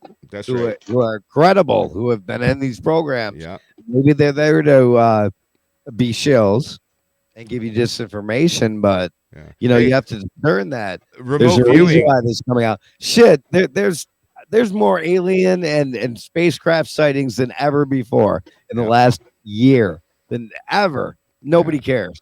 Yeah, because of COVID. And when you hear people exposing this to people, and nobody cares. Yeah, when they say there's no footage, there's footage. Just there's no outlets to distribute it on. Footage. Yeah, there's tons of fucking footage everywhere. Problem is now that the technology has become so good and easy to use for anybody that anybody can fake shit now. Yeah. Back in the day, if you saw something in the sky on like a 9mm camera, it was probably true. Yeah, now it was a lot harder to. You didn't have Photoshop. You actually had to have a real Photoshop. Right. You remember that 9/11 video of Building 7, and they put like King Kong and Godzilla on top, just try to make people look like shills. As Building 7 collapsed into its own footprint at free fall speed. I have the video. I saw on BeerTube, the one taken with the JVC Handycam. There's no plane in this video. Like, have you seen it? The one they put out? They put like Godzilla and a dragon flying past to make it look stupid. But I'm like, okay, but take those out, and here's the original footage. Yeah, it was just an explosion. Like it's guys on I think he's on a car or like a bus or a boat or something. Like he's. But they divide that community too, because now you got the thermite versus direct energy weapons versus nukes. That's where the misinformation comes in, because there's so many angles you can take it. People, somebody will sit on one of those angles of, well, it's this, and push that, and they all have a certain amount of credence that you can lend them, right? So it's like, I'm sure you've seen those banners on YouTube, the 9/11 truth banners. Oh, absolutely. Right. Yeah. Well, I was part of that for about a year, and the leader of that is a fucktard and complete disinformation fucktard. But I'll give him credit for making those banners, because those banners were a great idea. Yeah. But they do not let you, if you believe that there was nukes or direct energy weapons involved or no planes, you're gone. Yeah. Well, so I started looking at footage, and I'm like, that's the so stigma, this plane just went into this building and disappeared. And then there's an explosion. Maybe there's more to this. Maybe they did. And then there's also two pieces of footage that they played back multiple times on the news. One showed the plane kind of incoming. I think they made it look like a news helicopter cam view or something. I can't remember. And you see it coming in on its approach, and then it hits. And then there's another view that shows it from the one side, the famous one, and it shows if you go frame by frame, there is wing that's clipping on the wing. Like you can see if you look it up, there was exactly 0 people who actually saw the planes in real time hit the building. Yeah, there was 100 people, about 110 who claimed to have seen it. Let me see something here. I'm gonna pull up. I mean, that's insane. That right? I mean, that should tell you something. 100? Was it actually 110? It was 110 that claimed. Wait, let me get this right. There was 0 people who actually saw it. The planes hit and heard them hit. There was 110 who saw the planes hit and there was, I think it was like 200 or 300, like a very small amount, tiny amount, who both saw and heard the planes hit. Now you're that's telling me Montreal. in a city that big, and that counts for both planes. You know what I mean? After the first one hit, everybody's looking up at the sky, right? Yeah, but you're adding to the riddle. Right. You're There adding you to the riddle. go. Remember what That I is told you earlier? Yes. I saw an analysis that 110 somebody had story done. building. That is the Fibonacci sequence right there. It's 110 story buildings, right? Right. And then 110 people. It's Correct. like that's gematria. Yes, it's the Fibonacci sequence with gematria, and that, I mean, that's just, and again, how many people are in New York City? Just New York City alone. After the first plane hit, everybody would be looking up, wouldn't they? Not only Osama bin Laden equals 110, but also Saddam Hussein equals 110. Correct. Yes. Yes. I love you know this. Here's a clip on ABC for the I have a database of all of the numbers and the correlation. Yep. You know what? I put it out left and right. Where's the planes? Where's the planes? Oh my god. Show me. Want to see a plane here. Sorry, audience, I didn't have it right now.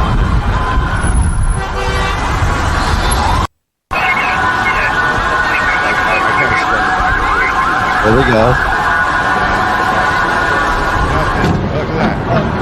Where's the plane? A plane would do that.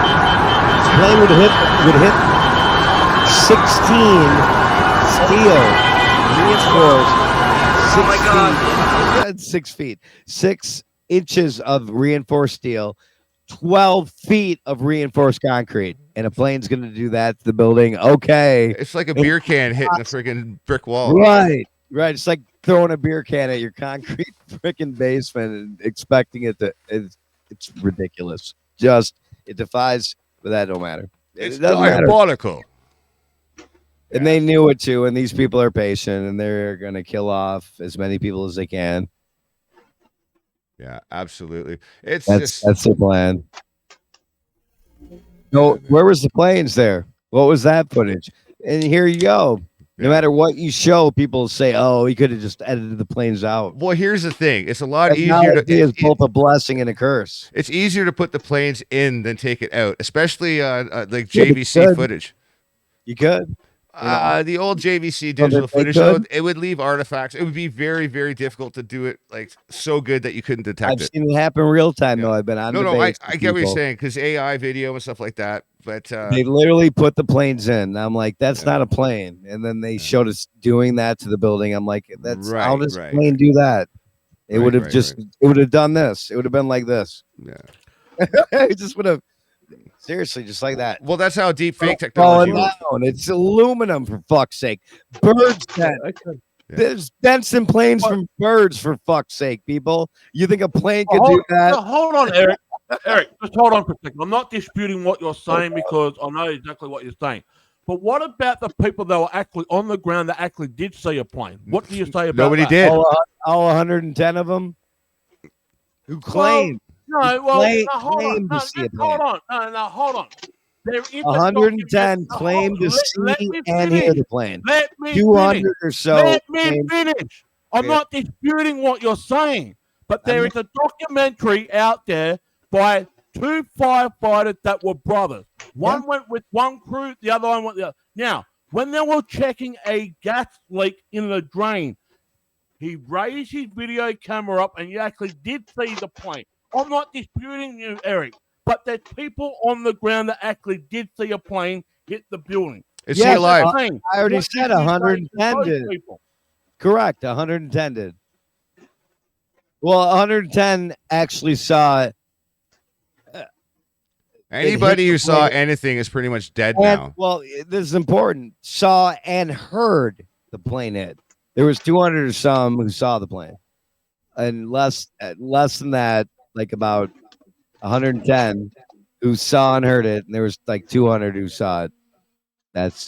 But I mean, out of a city that has tens of millions of people, That's kind of sketchy, isn't it, man? After the first plane hit, Yeah. you would think there'd be more. And this is a fact. This Yeah, is actually in Yeah. the official report. There's almost as many people like in that New language. York as in New York City as there is in all of Australia. Like, Right. it's a, And it's you a only large had that many population. people who saw and heard it. And even less than half that saw. Let me get this right. You had more people who saw it and less people who saw and heard it. And also think of this too, statistically, like how many people would have actual line of sight of the plane? If people Right. told them that a plane hit and they experienced the event, Yeah, they might just say, "Oh, well, when the plane hit," because that's what they were informed like that happened. I said, I'd like to see that like I footage said, though, I'm not Jamie. dis- I like haven't I seen said, that I'm footage not yet. Like I said, I'm not disputing you, Eric. No, I'm I just just saying- want to I'm see just that saying- footage. I I'm do. just- you let me finish. I'm not disputing it. I'm going with this theory. Mhm. There's people that did see a plane. They're not saying what type of plane it was. They saw a plane, right?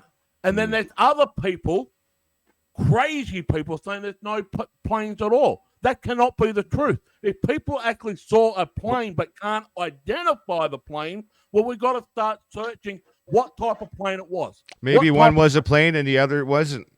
Or maybe there were no Exactly. planes. Exactly. Yeah. Why Yeah. didn't they find? What's the very first thing that you find when a plane crashes? You freaking find black witnesses and The usually good wings and stories. the engine. Yeah. The engine and the wings, which What about the- which what were about the not black box? found. Jamie, We're not- I'm gonna give you an example of something that I experienced because I was glued to the whole situation when 9/11 happened. As in real time, I was watching and listening to everything on multiple channels. I was working for an internet company at the time, and our servers went down when the first thing happened. Anyway, we were watching this, and the Pennsylvania crisis when that plane went down there, the witnesses saw jet fighters. They saw an explosion in the sky. They saw debris fall, and this was actually broadcast by the witnesses and the local. It was the local communications Keyword companies. broadcast. That's right. But it was just the local media that was doing it, and then the next day it was scrubbed. That shit was never seen again. I watched it in real time. I watched what the witnesses were saying, and it disappears. They scrubbed it from everybody. Like it didn't. I was like, where is this? Like I know what I saw. Like I know what I as I was watching on 5 different channels. But my What point pushed is, me though, over my the point edge is was John Lear. when they make a documentary, some whatever number of years John later, Lear jets. Mm. John Lear came out and said there's no way a plane could have done that. And they were John Lear is one of the pioneer. He was part of the secret space program too. People don't know this about the background, but John Lear came out. Lear jets. Everybody knows Lear. Yeah.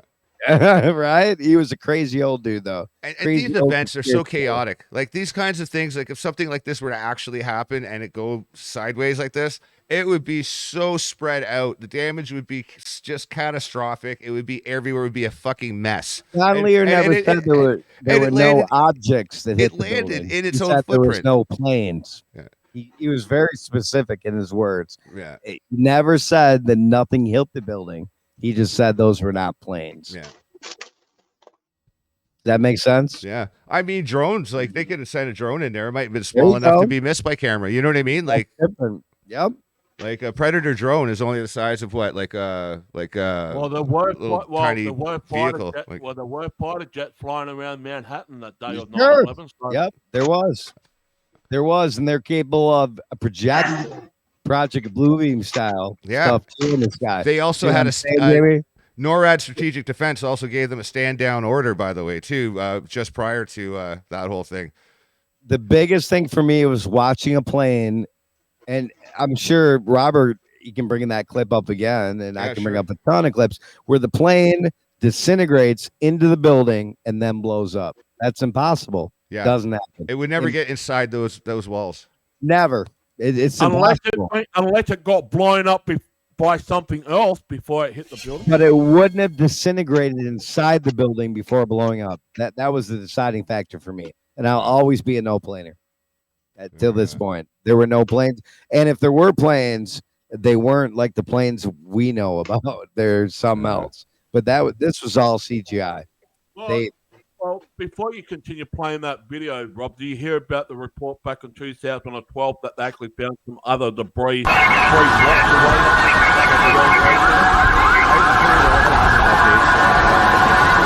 They found a wheel column. They found a wheel. Where's the plane, man?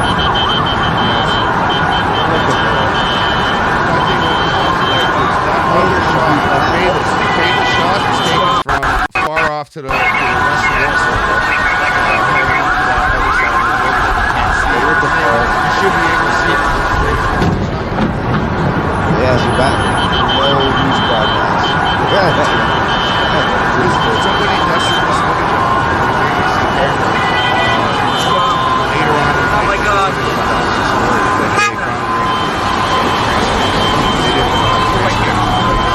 What was that in the Learned Elders of Zion? It would be a conspiracy so vast, so diabolical that people won't even believe it happened. It's something like that. It's just a conspiracy. So there's no plane there, though. Where's the plane? We're all sitting here agreeing that, oh my God. The media is paid actors and probably not human. And you don't think they could orchestrate this? Yeah. Again, only 200 people saw and heard the plane, and only 100 saw it. 110 saw it, and 200 and some saw and heard it. Out of how many millions? It's just bizarre, man. Because like on record. And by the way, the people that did witness this, I'm pretty sure the numbers are staggeringly high in the percentile range that most of them are dead. Like it's like 98% of there's like 2 or 3 people alive still that were there at the event. And to even go a step further, the fact that they wait, but all of this is about the second plane, right? What's that? All of this is about the second plane. Yeah. Nobody's ever talking about the first plane. No, both planes. This is the only footage of the second event. I'm talking about the footage because the footage is from the new. Is from like a person, like, you know, like looking at another person and then they look up or whatever. That's between the first plane and the second plane. The way that the plane comes in and everything, it's completely doctored. I don't think there was ever footage of the first plane for a while. Opinion, although I'm not like a no planer or whatever. Right. But I think no, and I cannot definitively say that there were no planes. I never will. All I'm saying is I want proof that a plane can do what it's impossible. That's what I'm after. We've got a question in the chat. We've got a question in the chat room. It's clearly demolition. Hold on. Correct. We've got a question in the chat room from Scott, who is Vatican 782. Were there explosive in the plane to make it look more real? What plane though? That's what we're trying to show. There's no definitive proof there was even planes. And those explosions, you could easily pull off with just buckets of gasoline. That's all you have to do. A charge, buckets of gasoline, and you'll have a slow burn but a fast ignition. And now here's a fun fact, kids. Where did this footage come from the news? Like that got sent to them and then they started showing it to us. I mean, how did that work? There was a hurricane. They made the footage, clearly. Are you guys aware there was a hurricane off the coast of New York that was coming straight for it? A class 4 hurricane was on its way in.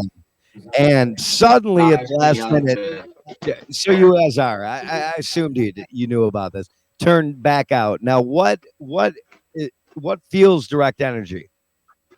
Something like a hurricane. Good point. Just saying. You know what I'm saying? I mean, a controlled hurricane hit the building. Here's like a heart-created hurricane. Has it ever been recorded in American or world history where a hurricane was headed straight somewhere and just turned around and went back out to sea? It was in the late 1960s. The exact opposite happened, actually, because never happened except for 9/11. Yeah, that don't matter though, right? No. They were trying to divert a storm using the technology, and instead they attracted the storm. It happened in Florida in like 1966 or 67, I think, and then the global engineering thing, or geoengineering rather, they completely said no more of this, and it was never talked about again in the media. Exactly, because they fucked up Florida. The official report by NIST never mentioned a hurricane heading towards New York. Nope, never even mentioned it. It was almost in the bay. That's how close it was, and then completely turned back out and went back out to sea and dissipated. Wow. Which Yeah, is but what I'm trying to explain is impossible. the supposed footage that we see aside from the helicopter, right? Which is that one with the guy putting the thing pointing up and going, and then there's the other one with the other side of the building Right. and then getting hit with the thing. That's like out of a window, right? Those are the only those are the footage that they kept showing us over and over again. And then of course the helicopter one in the news reel, right? All of that footage could have been taken by news people. Indeed. Like because in a sense they were all like there at the right time. Yeah. Could have been filmed before the event even happened. Yeah, a closed circle of that easy. A closed production circle. So I mean, we're not. I'm not saying definitively that's like they did with Handy Sook. Right, Handy Sook, right? Latham Anza. Exactly. No comment. Sleight of hand, kids. Oh man. Yeah. People well, hey, like you guys remember just for shits and giggles? You guys remember when it was during the first attack on Kuwait back in Operation Desert Storm? There was an actual beach landing where the friggin' media showed up before the troops did for a beach landing. Yes. Do you guys remember this? Like, oh yeah. Like somebody didn't get a memo is all I'm saying, and or they remember that footage with the guys. I don't remember what demonstration, man. They put their helmets on and they were like incoming, and it was all fake. Oh yeah, right in front of a blue screen or green screen. Yeah, just that alone should make people question everything. Yeah, you know what? Hats off to the person who filmed that on their phone or whatever, and then released it later, because like that's gold right there. Oh, I have a ton in my That's smoking archives gun. like That's smoking gun shit. Yeah, you got what? You got a ton of it? Oh, I have a ton of footage. I would never just come out and make the claim that in my opinion, planes didn't hit the building until I saw all these different clips. Yeah, that's right. That's right. Yeah. Especially the ones, again, the most important ones are the ones where the plane goes inside the building and does not explode. So the plane is completely inside the building and then explodes. Yeah, the timing is just fucking possible. Yeah, that's not possible. Like if you play it back, your mind is tricked into thinking it's happening right. I mean, but you go frame by frame. It's like, okay, come on now. I'm sure you've seen the ones where the plane comes up the other side of the fucking building, right? Yeah. The plane comes up the other side of the building. It comes out. Oh, you were just saying it. Okay, yeah, I was just gonna say that. Right. That's the helicopter footage. It's not possible. Yeah. The nose comes out of the other side. Right, not possible. That's a physical. And they try to hide it with their flashy putting on. Oh, this is what we're talking about right here. Is like, the I'll wing give sticking you out the the plane side? went in the building and exploded, but I will not give you the plane nose came out the other side. Oh, you know is what it they the use? nose or is it the wing? Something was sticking out what the other they side of the say building. Is it was No, it was blurry the nose. and old. It was old technology and it was blurry and it looked like it was a. This is what they use. And it was hard. It was hard to go frame by frame back then. Popular mechanics. Rob, I just put your link in the chat. Oh, and they said that it looked like it, but that was not the tip of the plane. It was debris. That's how they debunk it, man. Telling you, fucking crazy. And go ahead and believe that if you want to.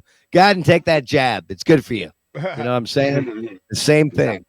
All that right, was the boys. tip of the plane because they didn't have that good of film footage, City, New York. and they fucked up. South Tower They of the took World the Trade image Center, and accidentally had the 110 tip of the stories plane tall, coming out. collapses to the CGI. ground in That's approximately that's 10 just my seconds. take. 29 minutes later, the North Tower follows suit, also collapsing in approximately 10 seconds.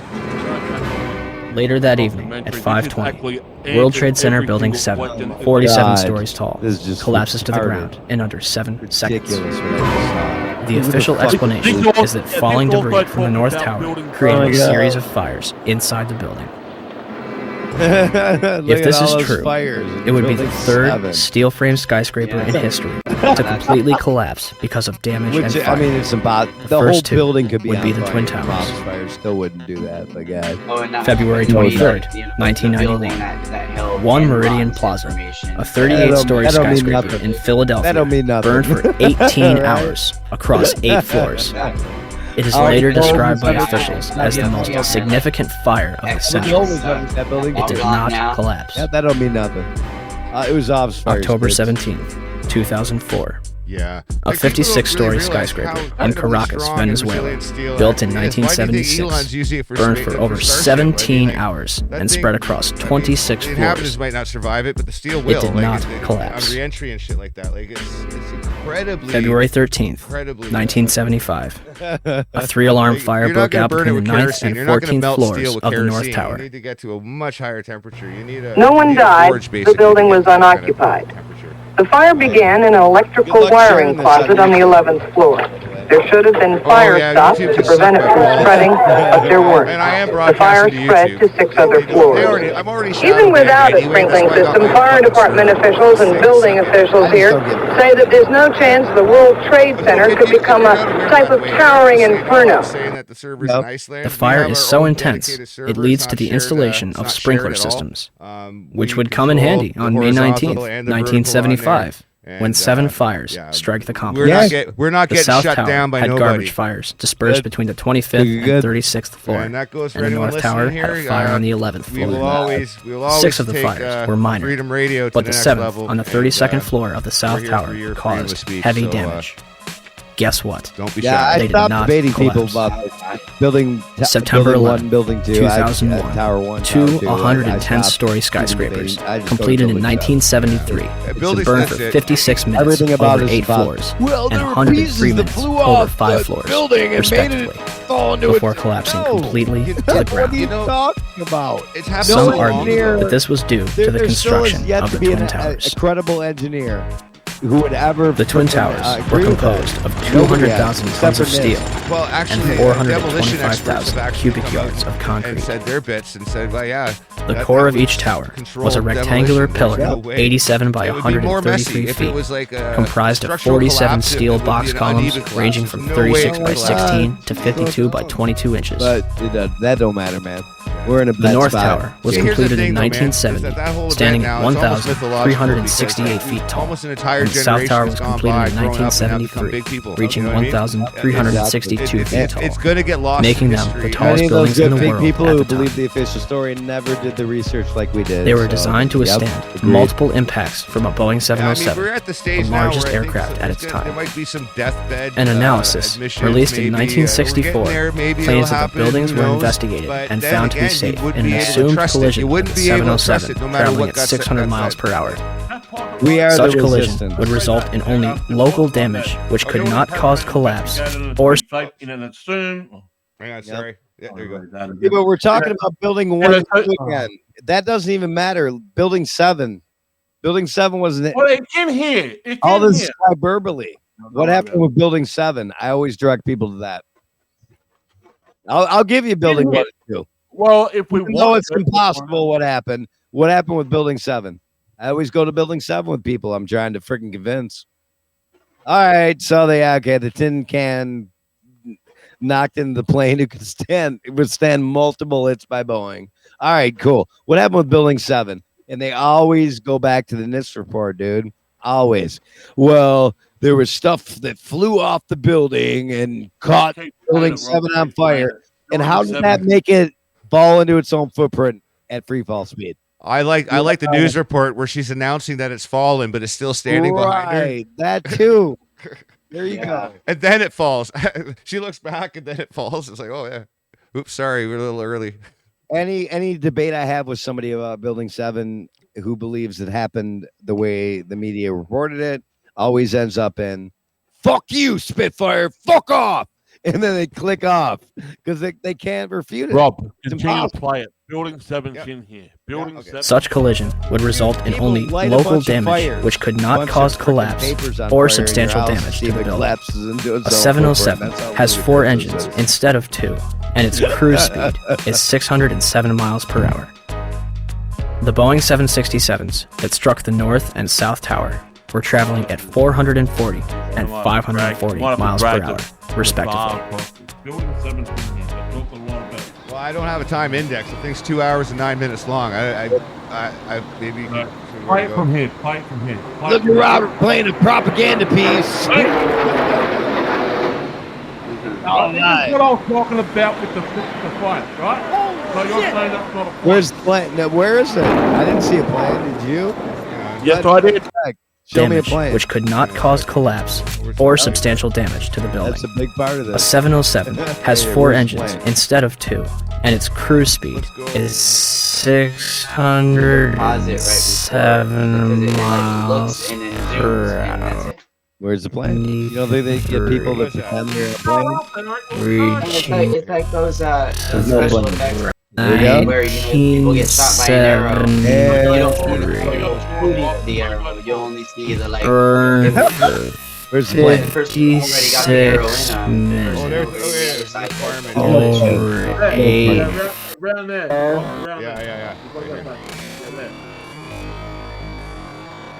Yeah, okay, it's right after this. Okay. Did you slow it down? I put it down to a quarter of the speed so we could at least. I slowed it down for me so I could keep up. We can at least see there's no plane. There's fucking no plane in this. This is the clip though. This is the clip goes over his shoulder. So cue fireman. Look, what's that? Oh my goodness! Oh, I'm a camera guy. I should maybe look at it instead of doing my job. Hey man, what's gonna happen? Look up, guys. Cameraman. Where's the plane? Look at that. Up. We were a little early with that. There it is. There it is. So, where's the plane? Right there. Really? Okay, freeze right there. So the plane is completely inside the building. Whatever they're calling is a plane. All right. Impossible. So that so that blurry thing there, that's the plane just before it hits, right? That The blurry plane. Welcome to plane. Fantasy Island. Can you zoom in on that? Show me the plane hitting the building again. I'm gonna try and catch it. There, okay. I can see it. You can play There it with is. fucking There it shit. is. That's That's a fucking plane right there. Something. I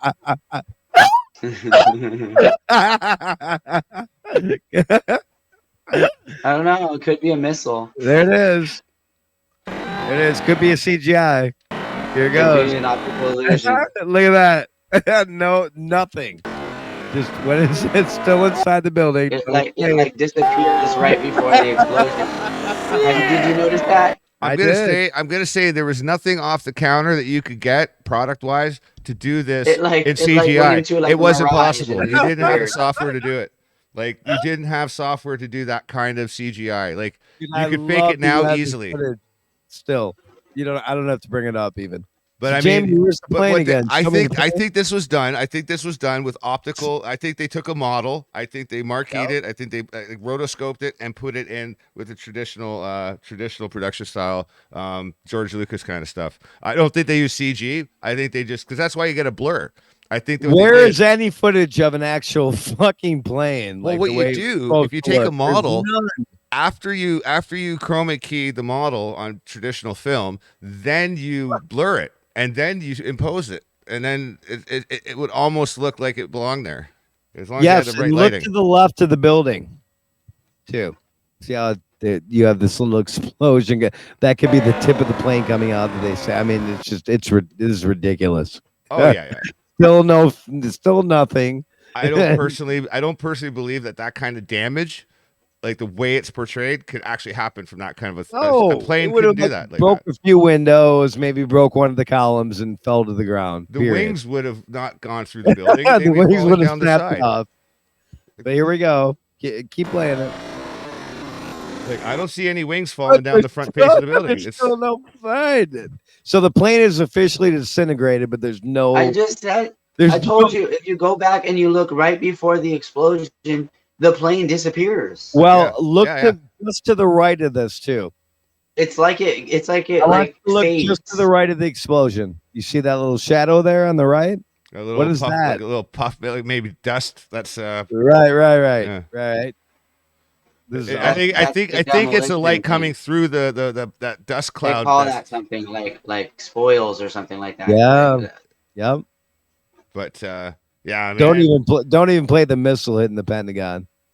We won't talk about that today, or the Pennsylvania event. Oh yeah, That's another Oh geometry. my God, this is so dumb. Yeah, riddle. like how do you have 93. 200 fucking cameras? 93 is gematria straight up. Like, how do you have 200 cameras nearby in the whole area and not one of them picked up a picture? You know, why aren't people saying that 9/11 was a satanic ritual? I mean, it certainly was. Play just a little bit more. What is it gonna? Are we gonna see any? Still no flame. Look at that. There we go. Well, you got a glowing. You now got that it's glowing. glow. Yeah, I got that glow from inside. But now it's so dumb. See? My God. What do you call that substance there? That it actually can burn steel. Can melt through steel. It's just at the tip of my tongue, and I can't think of the goddamn name. Thermite. Fair enough. Thermite. That's right. Yep. Apparently this is all just secondhand information, but apparently there was a lot of crews in there doing painting, like they were painting the office. So I mean, is it conceivable that they painted to melt through thermite? steel more even quicker than And they supposedly moved people in order to do it. direct energy weapons? So you hit it with everything. I mean, this is so dumb, dude. Watching this plane disintegrate in the building, and now we have fire and flames. Now, if you disintegrate the structure before the explosion. Yeah, I cannot stress it would have hit like the. I was tripping. I was like, "Oh my God!" It's like, This is what would happen. Faded out. Throw a tin can at. I've done edits like that, where you fade things in and out, and it's like it's clearly Photoshop. Clearly, 100%. Except for the Photoshop we had back then was only like version 9. It sucked. Yeah. I was actually working as a graphic designer. So if you notice, the plane itself doesn't turn or anything. It just seems to be like one. Right. Look to the left. Why would this top part be blowing out? And it's hella blurry. It's like, see this at the left of it. See how it's starting to blow out. You see a little cloud out to the left. It would be going out to the right too. Yeah. It'd be going out all sides. But anyway, this is so dumb. What I see is a secondary explosion as well as a primary. There you go. Yeah, that's what my eyes are telling me. But again, we're still looking at building 1 and 2. You gotta come talk to me about building 7. You know what I'm saying? Where are the plane engines? Where are they in all of this? They were never recovered. There were passports though that were paper recovered. They were I mean, that's undamaged, completely undamaged. Box cutters. Freaking perfect. Well, the box cutter things, that takes us back to the Pennsylvania thing. It's like Pennsylvania, there was no plane. Pennsylvania, there was no plane. No. I'm gonna take a screenshot of this. I'm talking about where they made a movie about the people on the plane that took it back and they flew it. Yeah. Bullshit. They fucking shot it down. I guarantee it. They shot it down. It has to be 93 because 93 is connected to that magic of Aleister Crowley. Absolutely. They also found that Flight 97 was still on the freaking tarmac at a different freaking state. Well, witnesses, like I said, on day 1, witnesses said they saw an explosion in the sky and parts rained down, and then it got scrubbed. Nobody saw anything. It was just, I think they shot it down. I think those people on that plane were already sacrificed. I think they were already sacrificed, just like they did with the Ukrainian. Agreed. Yeah, like what was it? The Malaysia flight. Hold on. They shot it down. It disintegrated. It certainly didn't hit the ground. Here's another thing. How come paper was recovered but no metal? That's what I was just saying. Like, where's the engines? Yeah, a paper trail. Because they shot it down, bro. That's why. Yeah, that's a paper trail. When I say no planes, I'm saying no planes hit the Twin Towers. I'm not saying there weren't any planes in the sky. At Flight 93, I agree with you, man. That was shot down. Bye-bye. Yeah, I think. Let's roll. And then they made a movie about these brave passengers that overpowered the terrorists. Yeah, supposedly 93 was going for the White House. Yep. That's right. There's Flight 93 was going for the White House, and then Flight 93 was going for. The magic narrative really makes no sense. That's right. It was obviously made to go down. Yeah, saving the district of criminals. Building 7 was. Anyway. Each plane, there's 4 planes, right? And they all had different numbers. And if you add them all up, then it connects to the amount of people that went down. Correct. 100%. Go down a bit. Building 7. Bingo. They talked about it. Bingo. You just said it. Yeah, it's a huge ritual associated with the two There it is. It's to do with Boaz and King. I forget his name. You know the two pillars, right? The two pillars becoming one, translucent, because they have to sacrifice the two to become one. Indeed. It's all a Masonic ritual. And now the Pentagon was even more heavily reinforced against the plane and these buildings. Look what One happened to the gentleman told me he Pentagon. was on the 65th floor standing next to an elevator when the The elevator people who exploded and flew the knocked him out of his plane. shoes. Another woman said that she was working on the 49th floor and she's seeing people in the stairwells with burns, broken arms. People are passing out of the stairwells from the heat. She says there's a lot of heat and smoke. It's a horrible scene here. I'm live at Broadway and Fulton. Allison Keys, WCBS 880 News. All right, thank you, Allison. Basically, there's people running around down the street. All the glass panes that are on the bottom part of the World Trade Center are all blown out. When I first heard it and ran over to the window, it looked like there was fire on the bottom floor. Well, they're ahead there. Molten lava. And all of this, the world. Oh, wait. Oh, my God. Oh, my God. The building fell. Are you there? The building just fell. It sounded like the 4th of July. You heard a big explosion before the building fell? Sure, 100%. I will never, ever... You had 100. It looks like something is pushing it down. Direct energy weapons. It sounded like the finale of the 4th of July. You've seen the steel spire? We just witnessed some kind of secondary follow-up explosion. 10 o'clock Eastern Time this morning, just collapsing on itself. We have no idea what caused this. Almost looks like why they went down. Implosion. As with the demolition team set off, when you see the old demolitions of these old buildings, it folded down on itself and it is not there anymore. If you wish to bring anybody who's ever watched a building being demolished on purpose knows that if you're going to do this, you have to get at the under infrastructure of a building and bring it down. Right now, police have to determine if whether that explosion was caused from the initial impact of the plane or whether it was something that was exploded on the ground. Generally speaking, for a building to collapse in on itself like that, it would seem to indicate that there could have been an explosion, a bomb planted on the ground that would make the building collapse within itself. Yeah, me too. I'm just looking at that time. Yeah. Well, you know what? We'll wind hours right on the nose. Well, actually, you know what? We'll shut her down while the going gets good here. And you know what? I'd like to thank everybody. Give you all a chance to kind of, say your piece and tell people how to find you. All right. We'll start off with Keith.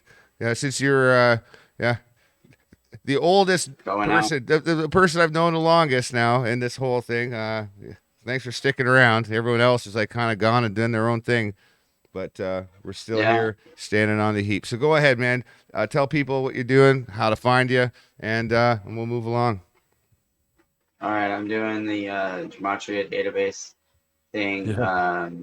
I take like basically all the Gematria stuff that I find and the riddles and stuff, and I put it in there in the logical order and set it up in this category format, and it's like a website, and so you can like click on places to get to places. If you want to know like what, say we were talking about 110, like you can go to all of the things that equal 110 and actually like go, okay, this equals 110. That's equal. You have an actual place for people to find you, connection. Keith? For example, what?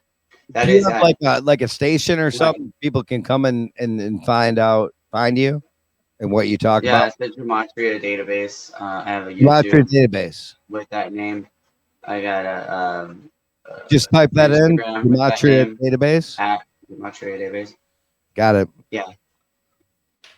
Yeah. I think the one in Instagram is Gematria _database. If I'm not mistaken. Try both. Yeah. Gematria _ database, because I'm going to check it out. Yeah, it's pretty interesting, and I think the database is constantly growing, right? You're always adding events to it, right? Oh, go ahead. I was saying, okay. I'm always like updating it. The place where it's at is KON5 PIRACY.blogspot.com. And that's conspiracy, but with a K with and a 5 in there. And a K. Exactly. .livespot.com. Correct. Blogspot.com, correct. Blogspot. I want to write it down. Eric. And that's it. Yeah. Eric, tell people how to find you and what you're up to. Over here on the station. I had a YouTube station that had over 1 million hits and but a few subs, and it was taken down. So you can find me just kind of floating around and meeting new and exciting individuals who teach me a lot. I appreciate Keith being on, and Jamie, and especially yourself, Robert. And let's blow the station up. Yeah, man, that's what we're here to do. Wait a sec. All right, but yes, while we wait for Jamie to say his bit, I'll be here, back. I'll be back in a sec. All right. I'll be back in a sec. I'll be back. I especially want to thank all you listeners, like both on if you're listening to us on radio.epgn.ch. Love you. Thank you very much. And if you guys are watching the video portion on the other selected network nodes, such as Jamie's over at Southern Truth, and it's a big mouthful, and Spitfire over there, where he says he is. Yeah, the Sentinel's Truth came from real quick. Jeff Hayes, author of Rise of the New World Order, The Culling of Man. Best-selling biblical prophecy 3 years in a row in the world. Right. So get that book. You can, if you're not able to afford it, you can download it for free. Excellent. And if you guys want to, if you're interested in doing shows, if you like to do stuff, get in touch with us. We'll hook you up. We're looking to expand our network, get more shows on the air. It doesn't matter what you're interested in. I want to create publishers. That means, if you have a voice that has to say something, doesn't matter what it is, get it out. We'll help you out. All right. And that's enough about that. Really, for now, we are going to make announcements for our very first official show. It's going to be coming soon. And if you get down to epgn.ch, we will keep you posted over there. And we haven't got our buddy Jamie back yet. But you're going to find him somewhere, I'm sure. Hopefully soon. But here I'm gonna transition back and stop sharing the screen because it's a horrible send off when we're not actually visible. But I digress. It's cool though. Great conversation, man. Hey man. It's good to talk again. I had to come out of my shell eventually. I mean, I spent the last year just developing stuff and trying out software and customizing software, and it's been a bit of a, I guess you could say, a lonely task. But it's good to be back out in the wild again. So I do appreciate you guys being here with me. But I was released back into the wild. But yeah, man. No, I'm pretty stoked. I'm pretty pumped with the. Like I said, we're all doing this because we need to kind of go through the motions and learn how to use the software, how to keep it going, and it'll start becoming clockwork. We'll start getting really good at it, and it will be nothing. And also, have templates and all kinds of other shit. Yeah. And Jamie's back. Look at this guy. I'm back. You sexy beast. All right, tell people how to find you and what where to go. All right. So let's just plug some things, shall we? So I'm currently suspended on YouTube. I can't broadcast on YouTube, so YouTube, you can suck my ball. Bunch of cunts. But anyway, join me every day, 10 p.m. Eastern for American viewers. Adjust your time. Monday through Friday. Yeah. Due to technical difficulties, Max Egan will be on next week. And that. So go to Southern Truth 79 on Twitch, and I'll be joining Rob as much as I can, and he's showing his laser from his crossbow.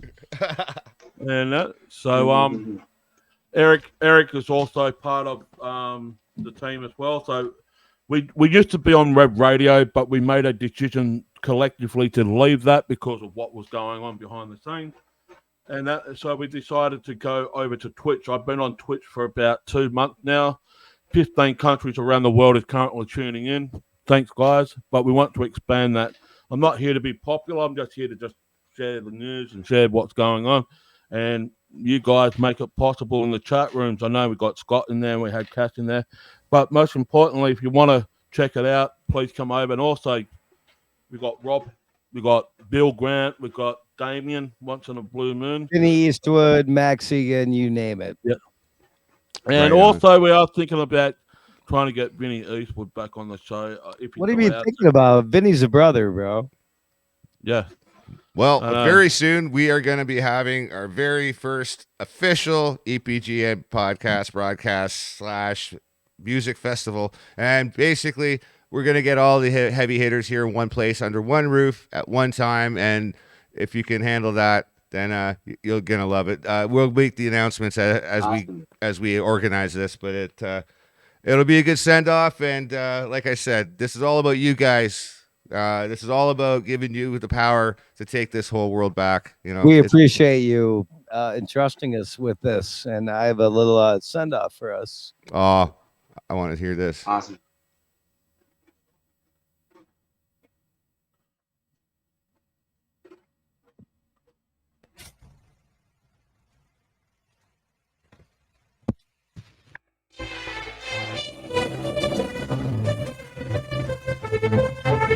Step-by-step technique.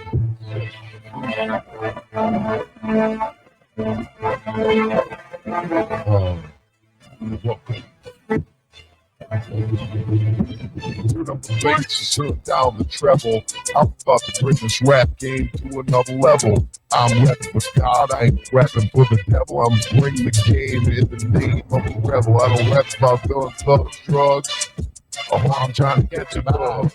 I'm here to speak the truth and not any lies, cause I'll always be on the lower side. And I know Satan's always trying to test me, but I'm in the game until the day they arrest me. For speaking the truth about the deception and selling. I'm not a fake and I'm not a felon. I'm just me. I speak of mine freely. I'm tired of being programmed by the TV. The world is a joke, but between you and me, my chain is broken, so now you can't see clearly. Took the red pill, now I'm offering it to you. And once you take it, you'll stop seeing truth. This is what I'm called to do. I wish this world could see right through, but they don't. And I can tell you why. It's because you are following the master of lies. Giving fame and fortune, all that bling. Giving fat stacks of cash, even if they can't see. It ain't worth it in my eyes, cause I can see clearly, rise above. All the half-truths being spread to all you. The deception can be hard to see through. The same opinion, the same theory. This is true. I hope you can hear me. Can you hear me? Do you want the truth? I'll bring it. Do you want the truth? I'll take it. Do you want the truth? I'll bring it. Yes, I want the truth. I'll take it. Do you want the truth? I'll bring it. Yes, I want the truth. I'll take it. Do you want the truth? I'll bring it. Do you want the truth? I'll take it. What's going on in the world today? All these rap videos leading our babies astray, leading our babies away from the truth and light. Rappers influence them to do things that ain't right. I'm on the mic talking about cane and guns, but it's really time to do it. Guaranteed you'll run. Non-stop talking about a trifling life, filled with alcohol and drugs, another man's wife. Random chicks, now it's at the local health clinic feeling sick. Got something that you couldn't throw back. Play the Mac, the devil got you like that. What does it take to profit a man to lose his soul and gain the whole world, gain silver and gold? One day you must see the Lord's faces. Will he say well done, or will he look in disgraces? Without faith, it's impossible to please. So please drop down on your motherfucking knees and beg, please have mercy on me, my Lord. One accord. You want the truth? Okay, I'll bring it here. Repent everyone because the kingdom of heaven is here. The enemy roams around. When we made a vow and stay connected to your Lord and stay. Get your power. Do you want it? One more time. Do you want the truth? I'll bring it. Yes, I want the truth. I'll take it. Do you want the truth? I'll bring it. Yes, I want the truth. I'll take it. Do you want the truth? I'll bring it. Yes, I want the truth. I'll take it. Do you want the truth? I'll bring it. Yes, I want the truth. I'll take it. Do you want the truth? You want the truth? I'll bring it. Yes, I want the truth. Yes, I want the truth. I'll take it. Yeah, that's right. That's how we roll, guys. Anyway, that was good. Let's catch you next time on the flip side from the edge of the apocalypse. This has been EPGN Radio Online and in video, and you heard it here and pretty much everywhere we could reach. So, guys, say bye now. Hey, good night, and leave a shrimp on the barbie for me. Bye. Peace. Peace. And we are.